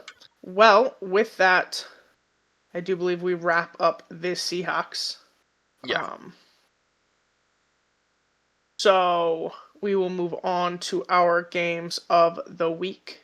Yeah. I watched the Bills and the Steelers play, and the Bills get the win 26-7. This was an odd game. The Steelers struggled mightily throughout. The Bills defense does not look this good. This looked more like Steelers struggles than Bills successes. Aaron Rodgers was kind of all over the place. The injury in the second quarter, I believe, to his nose, had him sit out for a drive, I believe, that had Mason Rudolph in the game. Him and DK Metcalf never seemed quite on the same page. They couldn't get the run game going. It was just start to finish a bad game for the Steelers. And offensively, I think probably one of the least productive games of Aaron Rodgers' career. Yeah. As for the Bills, they got the win. I've never seen the Steelers and the Bills be quite so contentious with each other. I know what Cam Hayward had to say about it post-game. I do not see clear footage of Josh Allen kneeing him in the stomach, so I'm not going to comment on that. I'm not saying Hayward's a liar. I just don't see the video, so I'm not gonna comment on that. It's also a physical sport.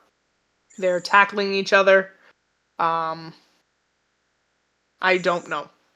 Shit But happens. you don't usually see those two teams quite so contentious with each other, and it to be quite so chippy as it was. So that was kind of interesting to see nonetheless. And Josh Allen avoided any serious or game-breaking mistakes. They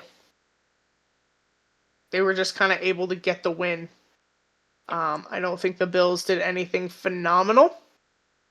I just think the Steelers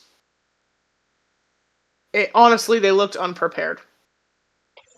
To see the Bills run the same play like 10 times with success was shocking. I was confused. TJ I, Watt was confused. Um, Hayward was pissed. Aaron Rodgers looked his age. yeah, It's just a rough game. This is not the team I expect to see next week. Kind of the team I hope I see, but it's not the one I expect to see. And as for the Bills, I do not think this marks the end of their struggles this season. So, wasn't as good as I thought it would be, but it was definitely interesting. it was And it was definitely interesting. definitely um, non-football related fun to see and fun to watch. Um, but in terms of football, pretty lackluster. Yeah, that game was very forgettable. So, yeah. For my game of the week, kind of similar in a way. Um, I had the Bears Eagles. That game was on Friday. Um, the Bears kind of just kicked the Eagles' ass. Final score was 24-15. It did not feel that close. Um, the Bears, Caleb Williams had a pretty pedestrian game. 17-36, 154 yards, a touchdown, and an interception. That interception was not very good, but is what it is. Took 2 sacks. Felt like he game managed his way through it. Didn't do anything special, but also limited mistakes for the most part. Where the Bears dominated the Eagles was on the ground. Kyle Monangai, 22 carries, 130 yards, and a touchdown, and then DeAndre Swift, 18 carries, 125 yards, and a touchdown. The Bears had 281 yards on the ground. They were kicking the Eagles' ass at the line of scrimmage on offense. It was pretty insane. Um, it just felt like because of that, the Eagles had zero chance, and the game was significantly further away for the Eagles than the final score would say. Um, Final score makes it seem like the Eagles kind of had a chance in the game. They didn't. Just with how I felt dominant the offensive line was for the Bears.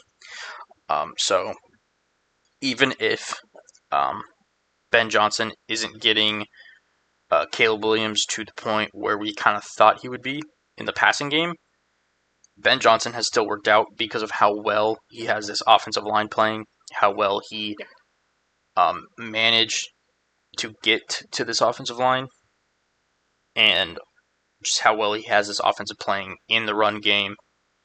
And then when he needs to have Williams take a shot, it seems to work. So I think Ben Johnson has been probably the second best coaching hire of the offseason. So um, you can see the improvement already with the Bears. And then the Bears also did something that no team has been able to do, and that's stop the tush push. Because the refs actually officiated a tush push properly this week. Um, Again, Eagles lined up to do it. They ran it. Nashawn Wright of the Bears came around the side. He's a corner. Came around the side, got straight into Hurts, and ripped the ball away. Unlike the Giants game, the refs did not blow the whistle to call the play dead prior to forward momentum being stopped.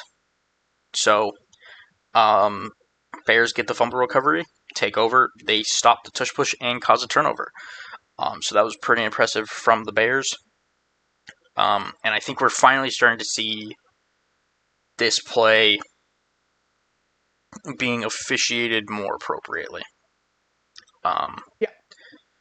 I do still think, all in all, I doubt it makes it through the season or off season, but we are starting to see it at least start to be officiated properly. So there's that. On the Eagles side of things, Jalen Hurts had a okay game, but it wasn't anything spectacular. 19 of 34, 230 yards, 2 touchdowns, and an interception. It was a pretty bad interception, so not great there. What the most disappointing thing is, I think, for the Eagles this season is how ineffective Saquon Barkley has been this season. Saquon Barkley had 13 carries for 56 yards in this game. That's simply not good enough for who Saquon Barkley is. When you compare it to last season, he has been one of the most disappointing players in the league this season. It just hasn't been good enough, frankly, from him and from this offensive line. So if the Eagles want to figure it out, it starts there. It starts with the run game, and it starts with Saquon Barkley. So there's that. At least for the Eagles, they don't have to listen to A.J. Brown this week bitch and moan about not getting the football because he had 10 receptions, 132 yards, and 2 touchdowns. So that's nice for A.J. Brown. They lost, but he got his numbers. So good for him. Eagles defense does not feel the same as it was last year. That defense really felt dominant last year and controlled the line of scrimmage very well. This year, I cannot say the same. This game, they were getting dominated at the line of scrimmage. So, yeah. It just feels like the Eagles are not poised to repeat. We're starting to really see the issues with this team. And if Saquon Barkley and that offensive line isn't succeeding the way they did last year, this team doesn't stand a chance. No. For all of whatever anyone wants to say about Jalen Hurts, he needs an effective run game. And Saquon, basically non-existent, makes that impossible. This O-line, I do think, contributes to that. Obviously, they do have injuries at it, but still not going to be enough to have them repeating whatsoever. Yeah.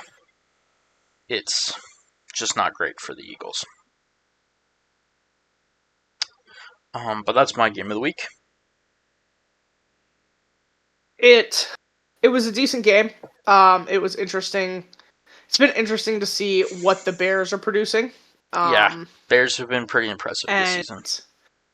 And really, I think so much credit goes to Ben Johnson and what he's been able to accomplish. And I think you still see Caleb's kind of shortcomings, but the way Ben has been able to kind of circumvent them is impressive, and it shows his capability as a play caller and as a play designer. Yeah. And that's been really impressive to see. And they've definitely, it's been fun to watch. They've definitely been building a culture there. So and I do believe with that, they are now the number 1 seed in the NFC. They are. And that's extremely impressive when you think about what this team has been historically. It's week 13. It's early. There's still time.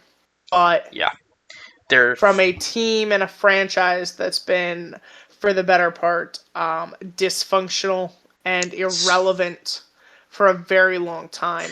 It's really impressive. This is a moment to be proud of. There are 3 teams tied for the top of the NFC, but yes, the Bears are right there. And so I don't know, after the Rams game, who knows? Who knows? That was weird. I was going to talk about it, if you just want to. Let's talk about it. Let's get into the other games this week. Yeah, I was going to talk about the Rams because Because genuinely, what the fuck? what the fuck?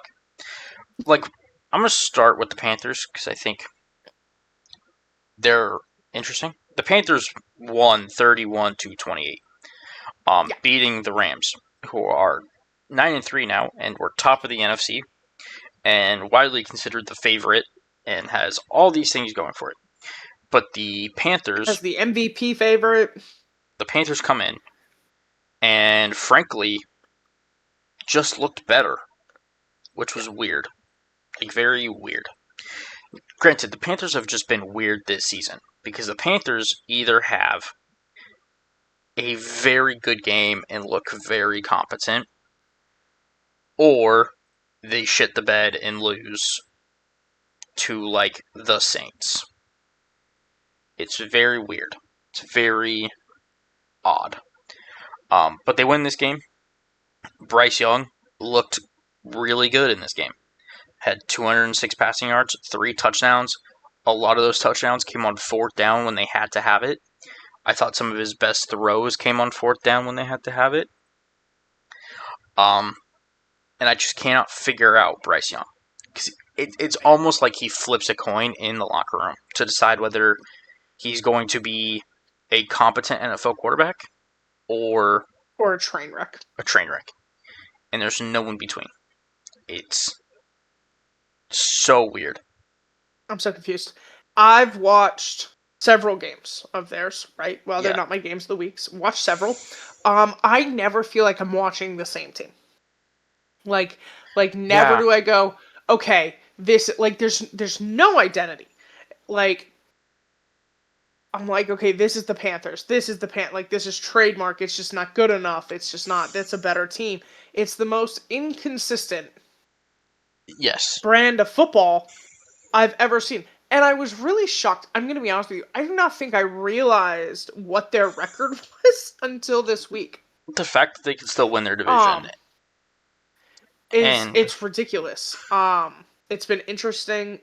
I mean, if nothing else, it's not boring. no, it's not.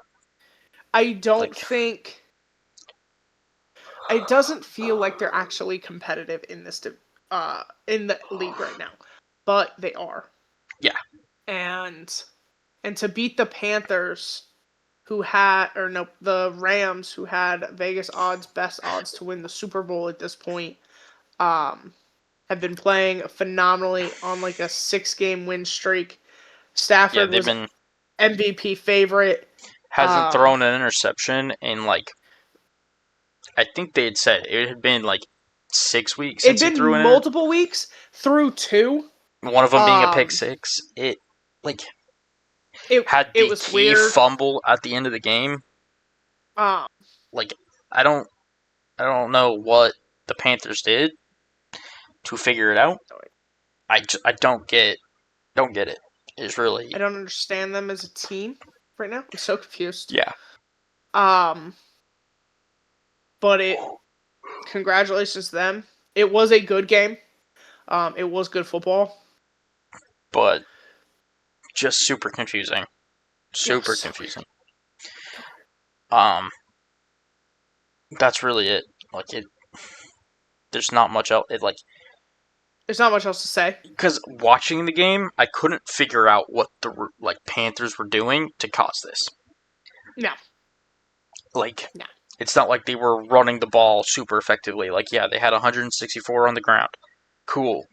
The passing game wasn't, like, awesome. They did a lot. Like, fourth down, I think, is maybe what you can point at to be like, that's where they won the game. It's on fourth down.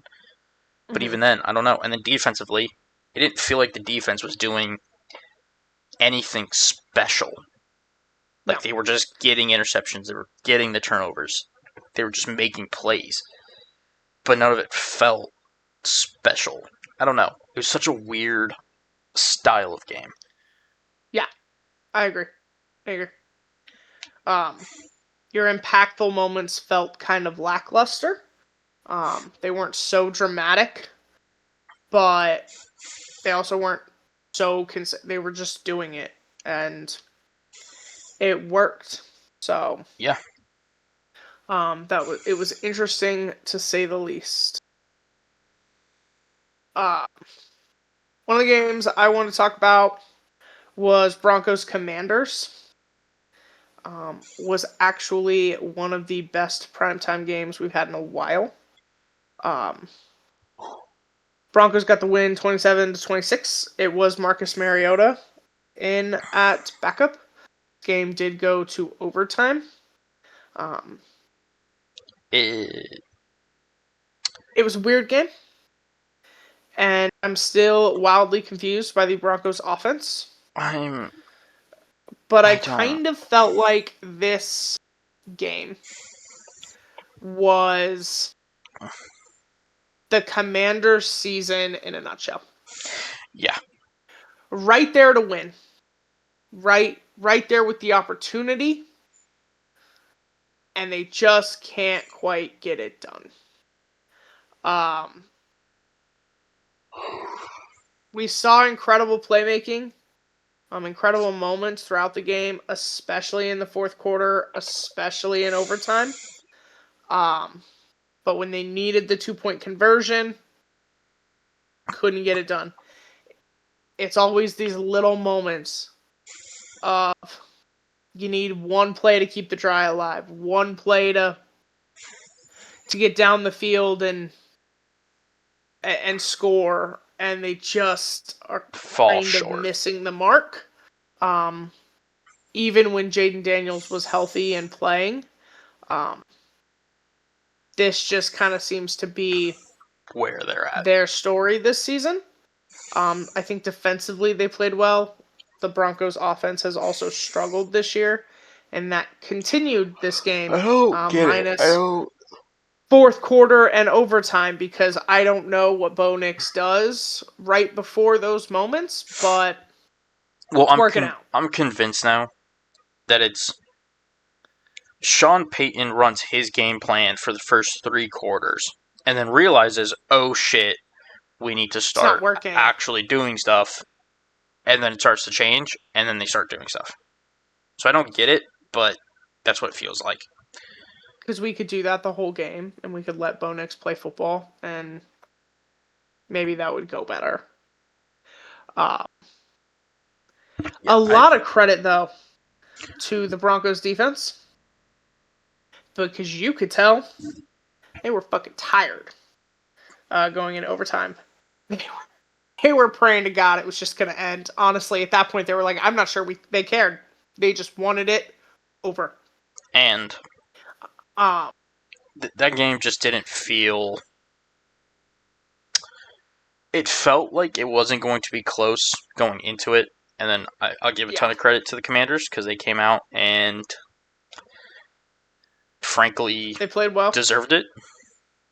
Yeah, but I mean, I don't know what the Broncos are this year. I can't. I don't know, and I don't think they know. Like, I don't get it. I don't get how you're 10-2, but you look like this most weeks. Yeah.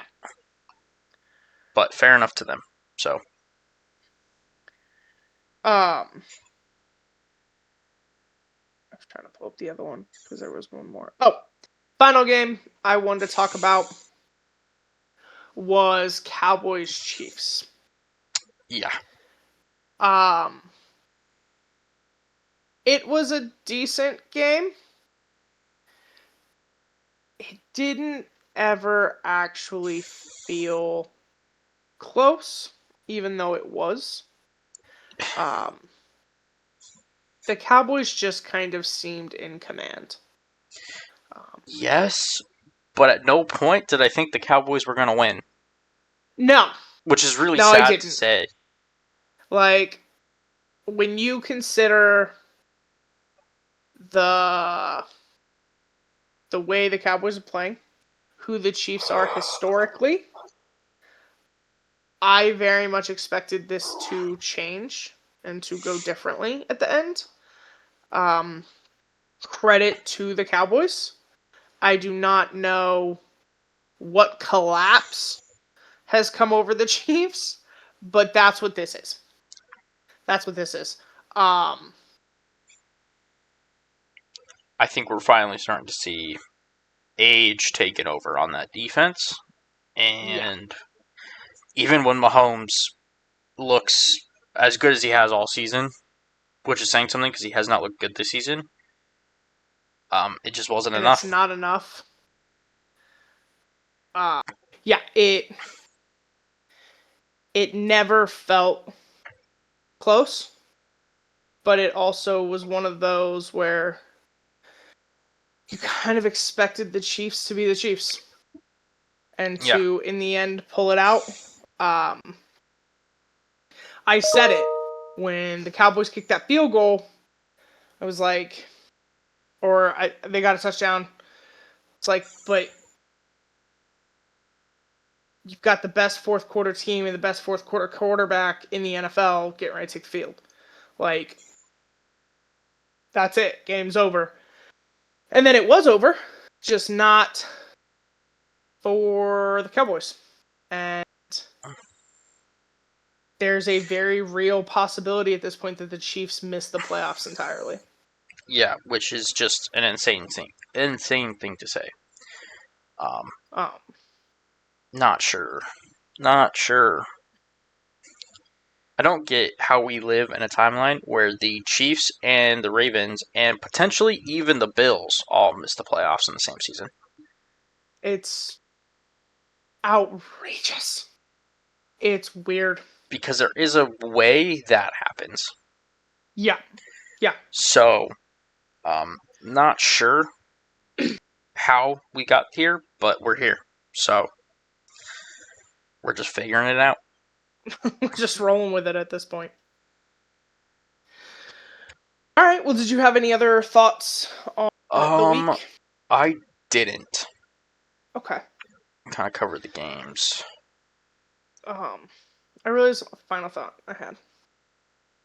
If you watched Browns versus 49ers, Yeah. That's why he didn't get drafted. So we're clear. The holding onto the ball. Oh. That was a problem. Yeah, I think there were other issues in that game. I don't think he was the real problem, but it was a problem. It was a problem, and I still think he should start the rest of the season.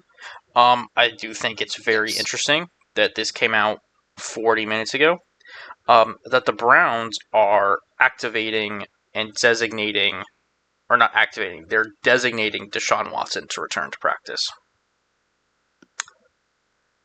So not really sure what they're doing, but that's what has happened. I don't think they know. I don't think they know. At Whether this point. That's a requirement that they have to do, in a way, I don't know. But he's returning to practice. They now have 21 days to activate him, or he's staying on injured reserve. So, yeah, we'll see what happens. I still think it's in their best interest to start one of the rookies the rest of the way. Yes. Take your I think pick. at this point you know what he is. You know what Deshaun Watson is. It's not a quarterback in the NFL. Yeah. Take your pick. Take your pick. I would personally probably just start Shador at this point. I think we've seen enough from Gabriel. Yeah. You have to know what you have. So, agreed. That's where we're at with the Browns. I did respect something.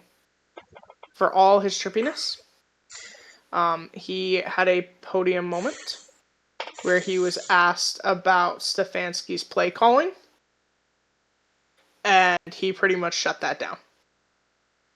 And I respected that, and I think it shows a level of maturity we have not seen from him.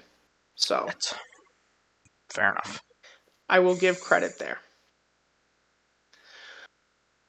Alrighty. Well, looking ahead, the Ravens play the Steelers at home at 10 a.m. on Sunday. Have to win. You can, in theory, split with the Steelers. But don't. Take the win at home. Yeah, let's not. Because then they turn around and play the Bengals the following week. Wait, let's just not. This game is important. This game very much has the ability to decide the North. So they need the win. They need to get their offense together. Fair. Yeah. The Seahawks are taking on the Falcons on the road. That game is at 10 a.m. Pacific, 1 p.m. Eastern. Not really sure what to say. Falcons are not very good this year. The last time the Seahawks played the Falcons with Kirk Cousins, it went pretty well for the Seahawks. So we'll see what happens there.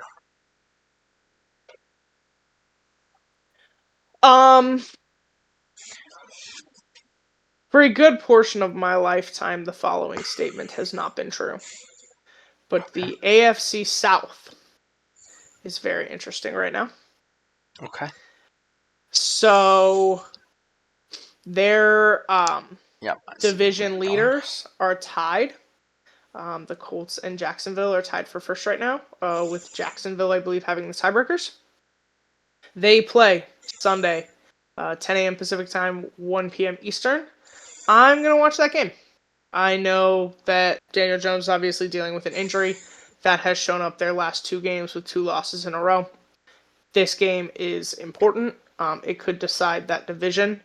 As the season comes to an end, I don't care about teams that are basically eliminated from the playoffs at this point. I want interesting games. I want good football. That will probably be how my decisions are made moving forward. This important game, it's a division game, could decide that division or at least really tip the scales in one way. So I'm going to go that route for my game of the week. Fair. I'm between one, and the reason I'm between, I'm gonna go Cowboys Lions. I was thinking about doing Bears Packers, but I just did the Bears. So I'm gonna switch. I'm gonna go Cowboys Lions. That's Thursday night football, so it should be pretty entertaining affair. I'm going with this game. I'm just seeing what the Lions are with some of the key injuries they have. I still think they are potentially a playoff team, but we'll kind of see where they're at. And then the Cowboys, it'll be interesting if the Cowboys can keep winning because they've closed the gap with the Eagles. So, kind of just see what this game means to them after it. Fair. Has the potential to be really good. We shall see. I'm just hoping it's high scoring. That's kind of... Yeah. That's fair. That's fair. That's the goal. Alrighty. Well, any other things you want to talk about? Football, non-football, random sports. I think that does it. I think that does it for me. I have not watched any random sports. Here we go. Been pretty consistent at this point. I've been pretty much watching football. Main. It's been pretty much football, college football, a little bit of NHL and NBA in there. So nothing random for me. So nice. Well, then I do believe that does it for us this week. So make sure subscribe, comment. Let us know pretty much anything. Who do you got in the playoffs? Who do you think is going to be? Who do you think is going to make it? Who do you think is going to be eliminated? That goes for college football and for the NFL at this point, as we're coming close to the playoffs in both. So yeah, just let us know what you all think. With all that being said, I've been Brendan. I've been Dallas. And this has been Flock's Net Sports Podcast. Thank you all for joining. Bye.